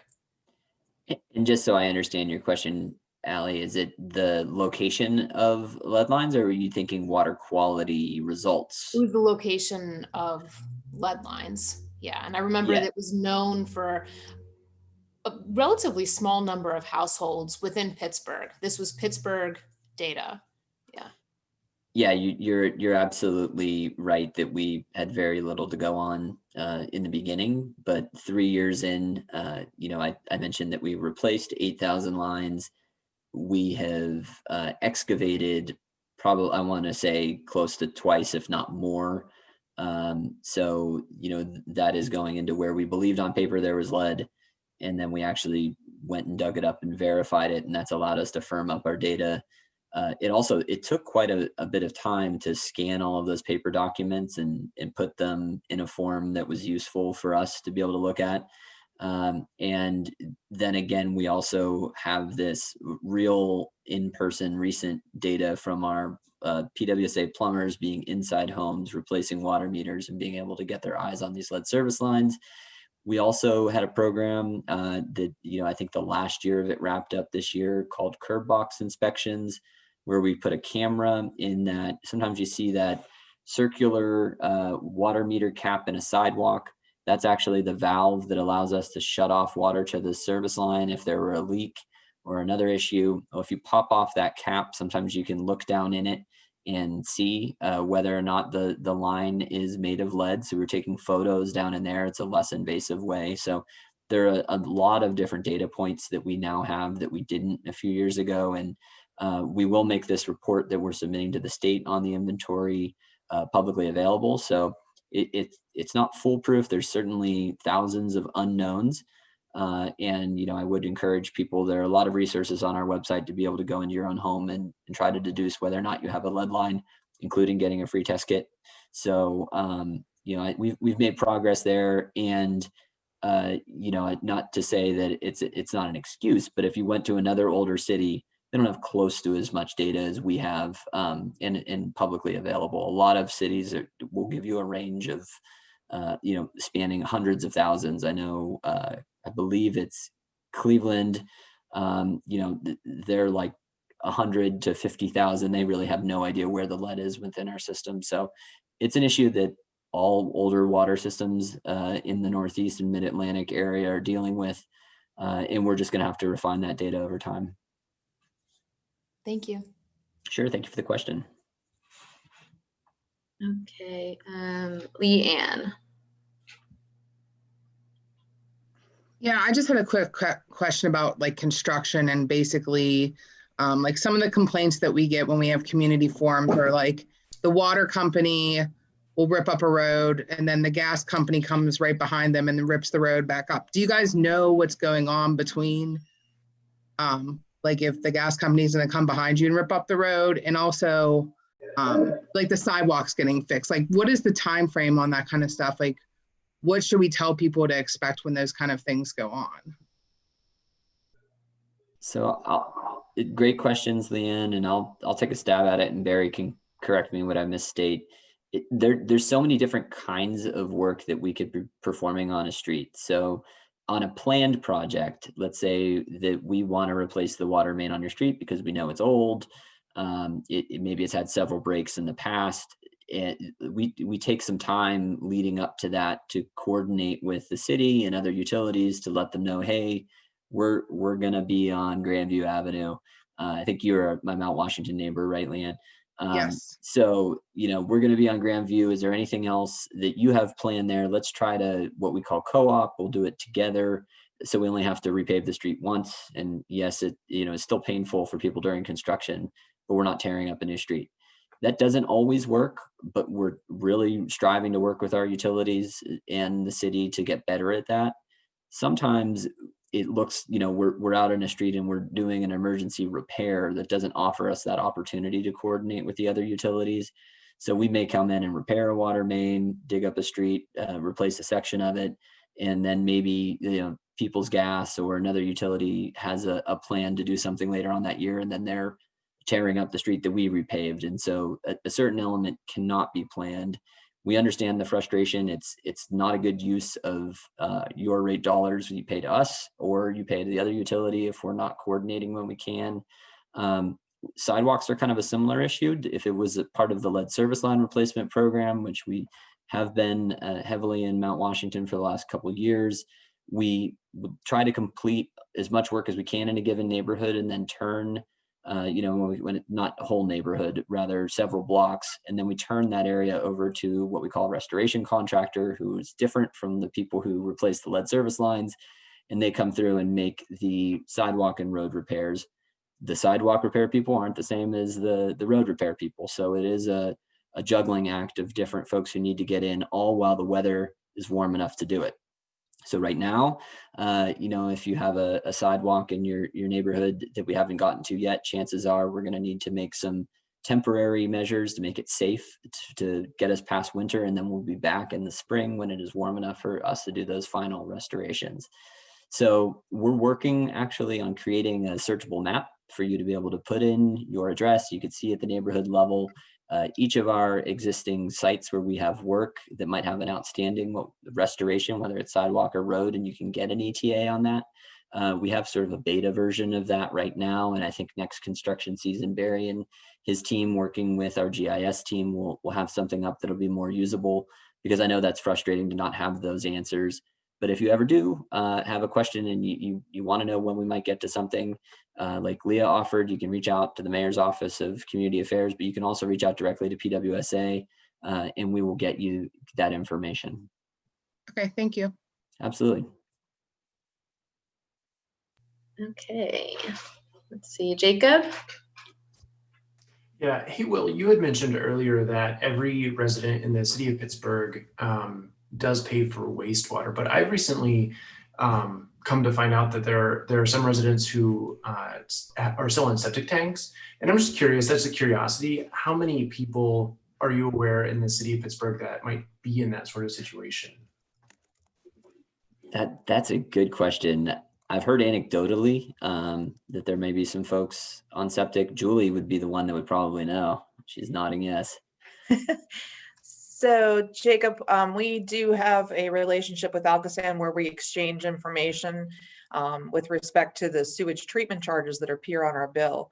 And so some of the things that Alcosan provides to us are information about biochemical oxygen surcharges that some commercial customers actually contribute to their system. So in addition to billing those increased charges, we also get information about customers who have alternate sewage methods, alternate methods of treating their sewage. So there are less than 50 septic customers throughout the city of Pittsburgh, and they tend to be in areas that, as Will alluded to earlier, were brought into the city later on, and they're closer to suburban neighborhoods, boroughs, and townships.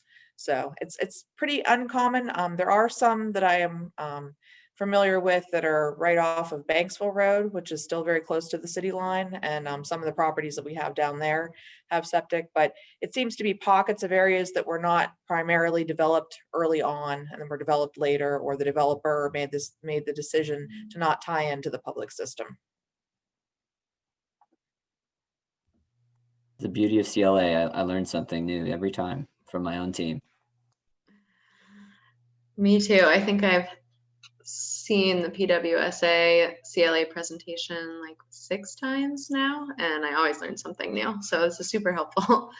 Okay, I'm gonna go to Kelsey, and then I'll loop back around to Matt and Larry, since you guys have had an opportunity to ask questions already. So Kelsey?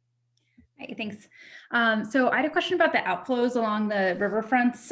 Now that I've getting a lot more up close and personal with them, and I had understood that they were all that most of them were Alcosan was really responsible for them, but now I'm coming to understand that they're dually permitted between both Alcosan and PWSA. So I'm just hoping you could kind of explain what PWSA's role is with those outflows. Yeah, that's it. Thank you. Yeah, Barry, do you want to take a stab at that one? Sure. PWSA has ones, CSOs and SSOs, so combined sewer overflows or sanitary overflows, that there's a segment that are specifically assigned and permitted to PWSA, and then there's those that are the responsibility solely of Alcosan.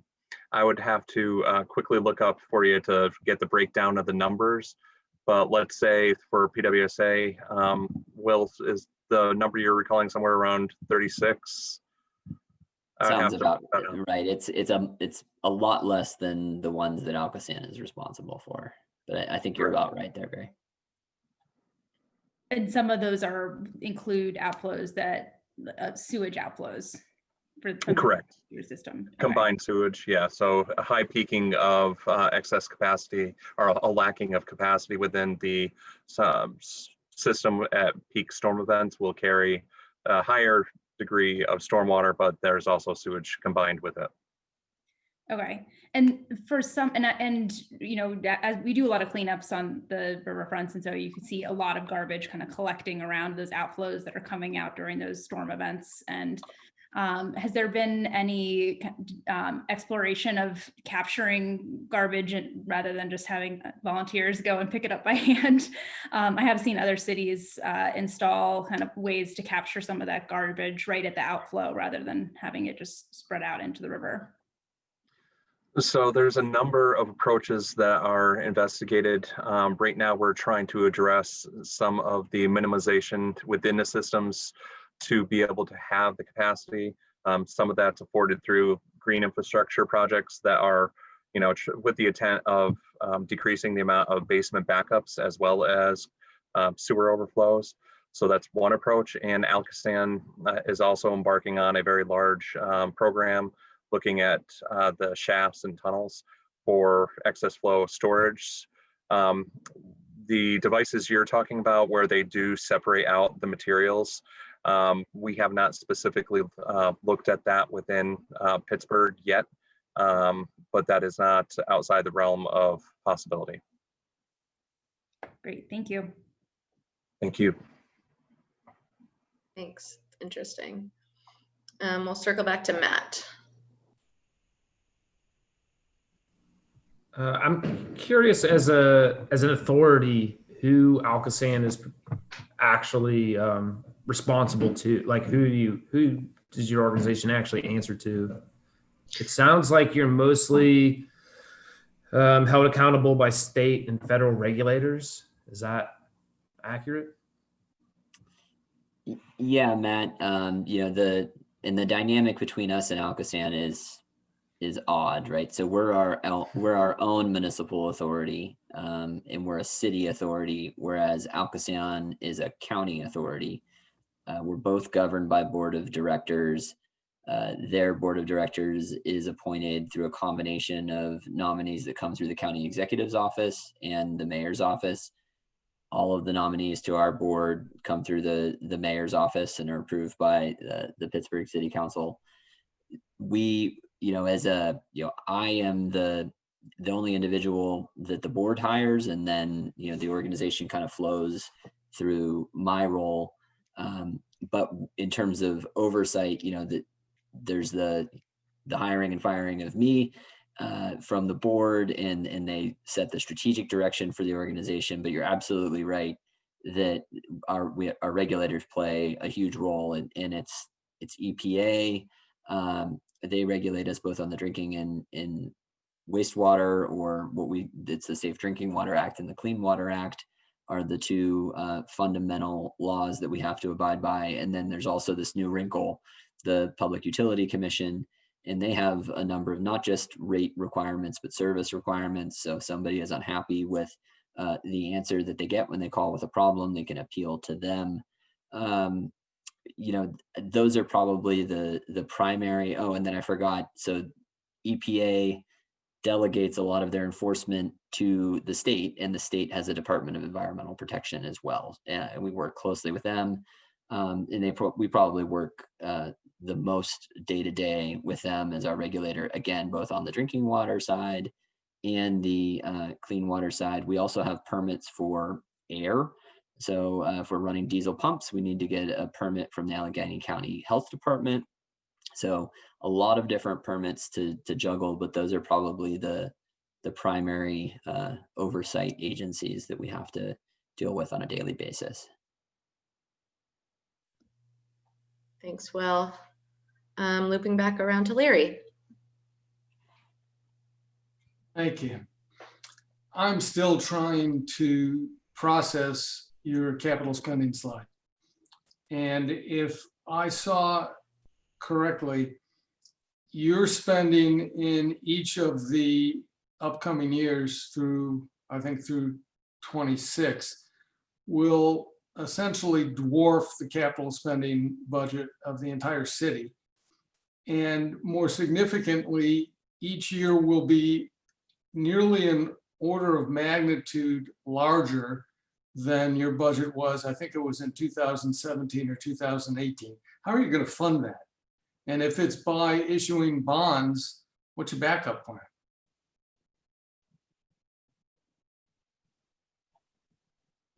There's Dr. Barca. Jump on it, buddy. I didn't know if you wanted to tag on it first, or I'll comment on it.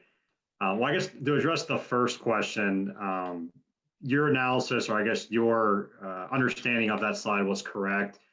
You have to, I guess, when you look at it, you have to realize that we are dealing with years of disinvestment. So we're going to see a trend where we go up, and then we're going to come down and level out. That's really kind of how that's going to work.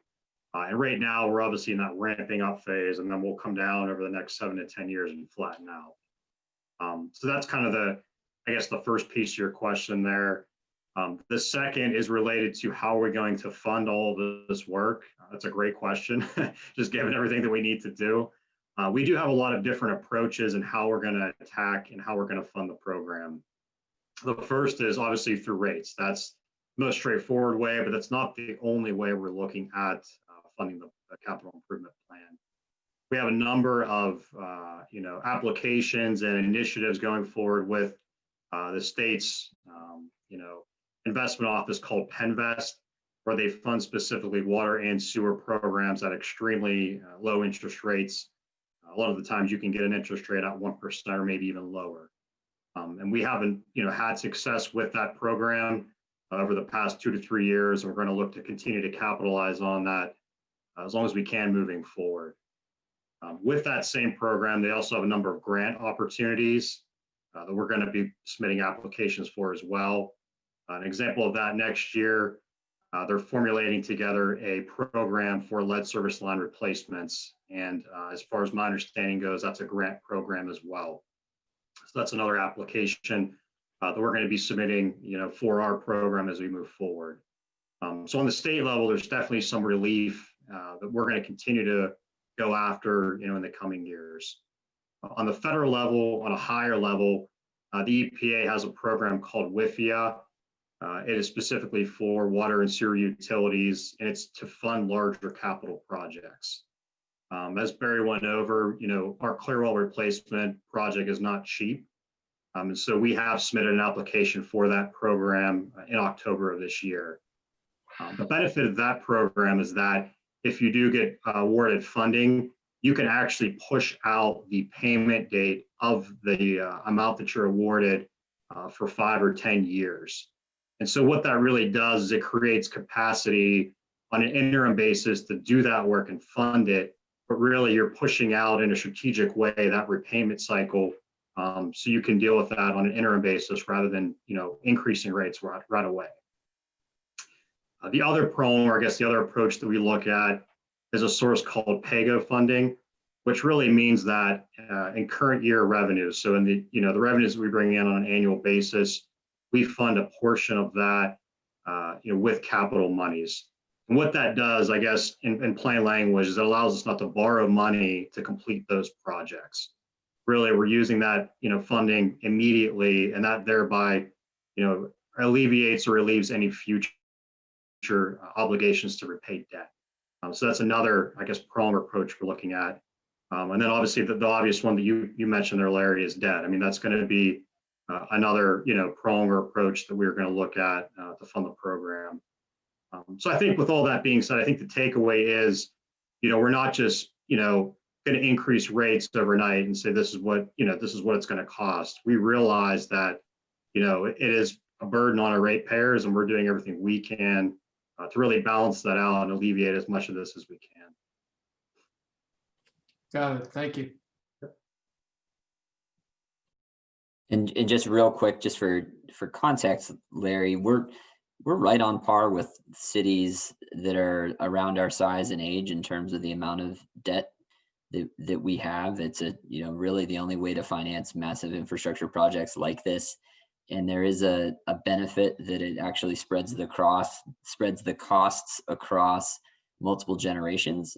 So we're living proof that this stuff can last for 100 years. It's not necessarily fair for everyone living in the city in 2020 who pays a bill to pay for the next 100 years. So that's one, while you do obviously pay interest and what we call debt service, when you take out those long-term loans, you do spread the costs across multiple ratepayers and generations. Thanks. Darrell? Yeah, thanks for the presentation. Love it. So I had a question. I guess it was like kind of 2 parts. It's just out of curiosity, mostly for me. What are all the factors that go into the boil water advisory thing? And is there a threshold, like a minimum threshold, when that is delivered to the public?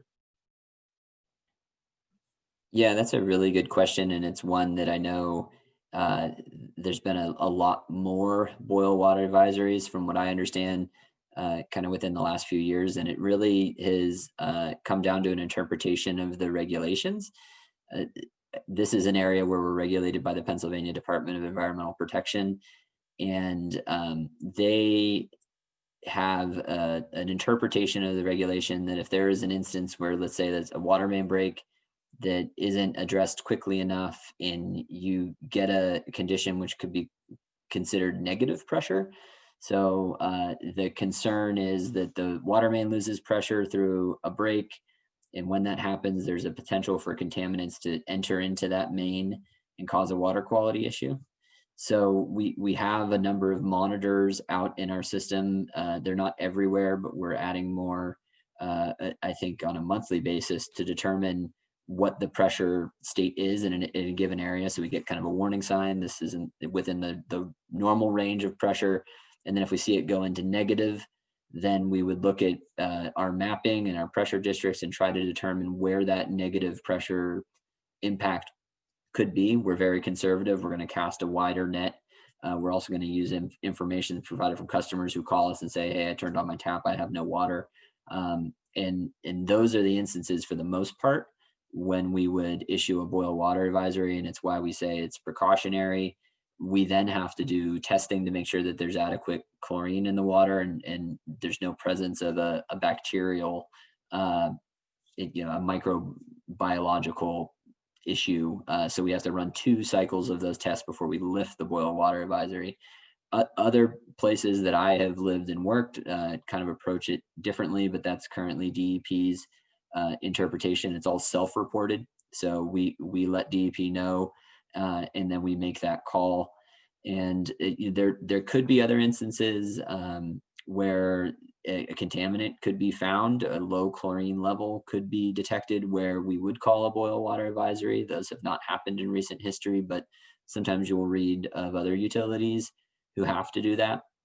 So that might be, if there's a water quality concern that is somehow verified in testing, then that could also trigger a boil water advisory. But typically it's associated to a break on a big line that kind of, we use the term dewaters the system, that presents that risk that something could enter the drinking water. Thanks, appreciate that. And I guess I'm feeling, one more question, I'm sorry. I'm feeling bold, I guess, listen to Will and Bill talk about earlier their question about Cleveland marketing their water, drinking water, as opposed to the bottled water. So I guess I'm just gonna ask, like, right now, can you say that that Pittsburgh water you can drink out of the faucet, like, just pour it in?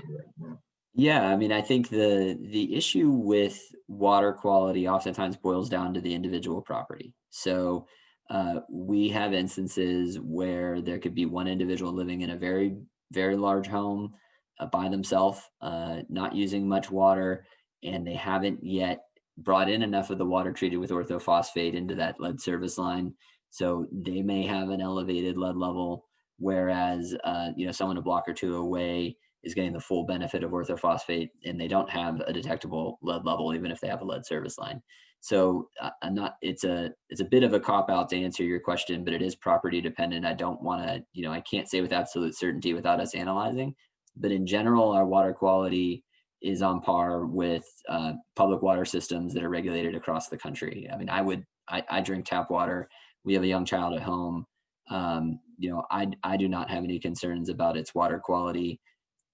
Public drinking water utilities like us are highly regulated. The testing that we have to conform to and report to EPA and the DEP is far more expansive than drinking water, bottled water companies.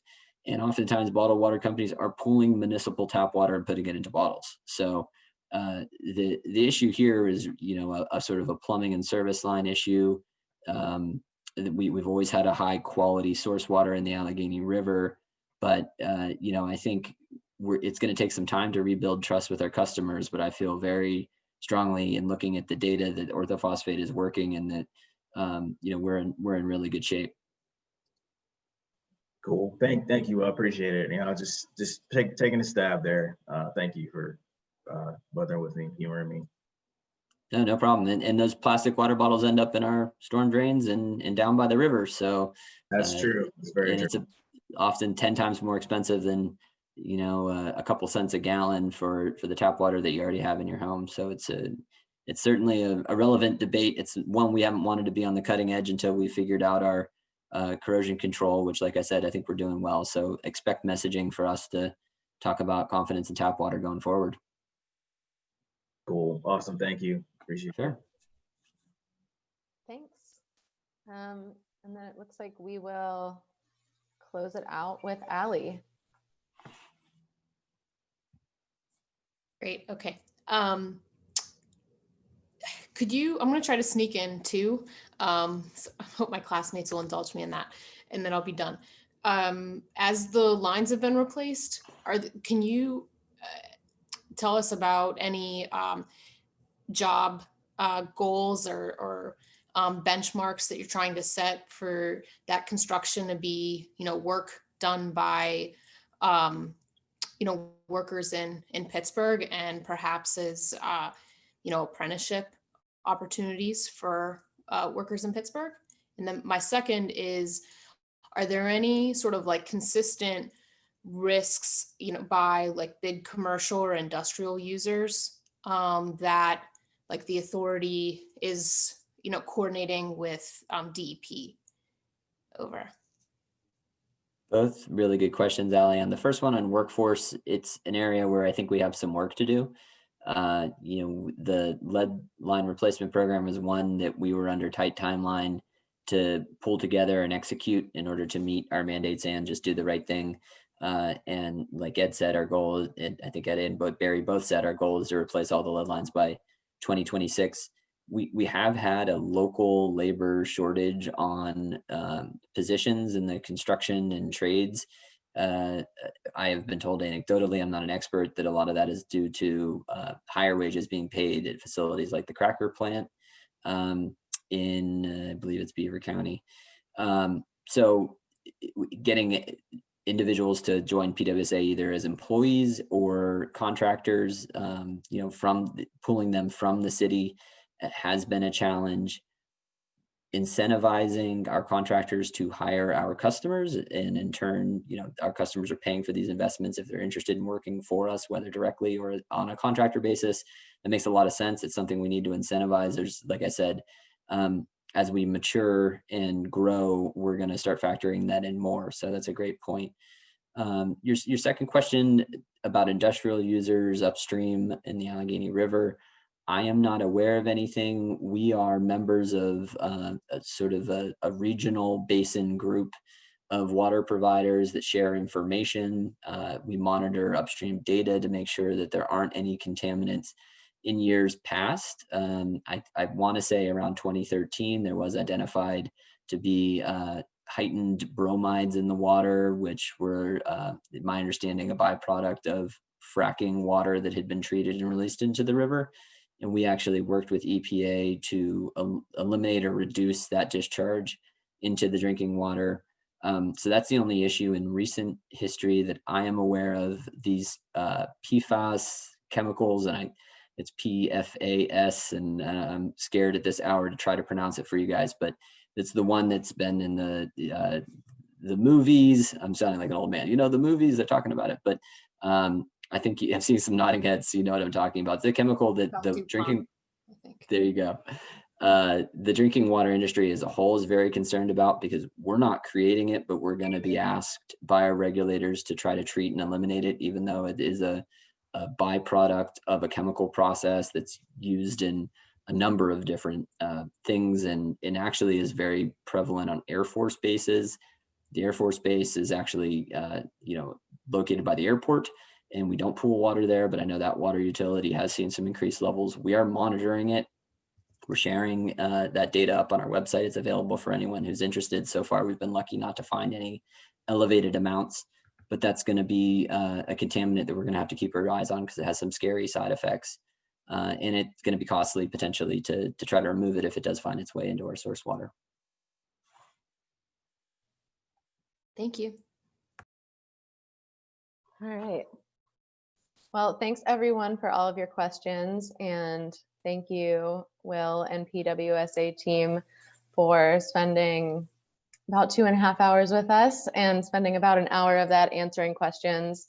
I think we really appreciate the discussion and just the chance to have a candid conversation here tonight. Just a reminder to everybody on the call that we do have a private page on Engage PGH, which is the city's online engagement platform, where I can provide additional materials such as tonight's PowerPoint, links to any of the websites that we've talked about tonight, contact information, things like that. So please be sure to check out that page afterward to go into a little bit more detail on some of these things. Also get a chance to watch that fun video that we didn't fully get to see tonight. I'll be sure to post that. Yeah, just thank you so much, PWSA. I think, Rachel, you had one more slide to put up with just some additional resources just to leave up. But other than that, I'm just gonna do another clap emoji. And thank you all so much for your time. We really appreciate it, and I hope everyone has a great night.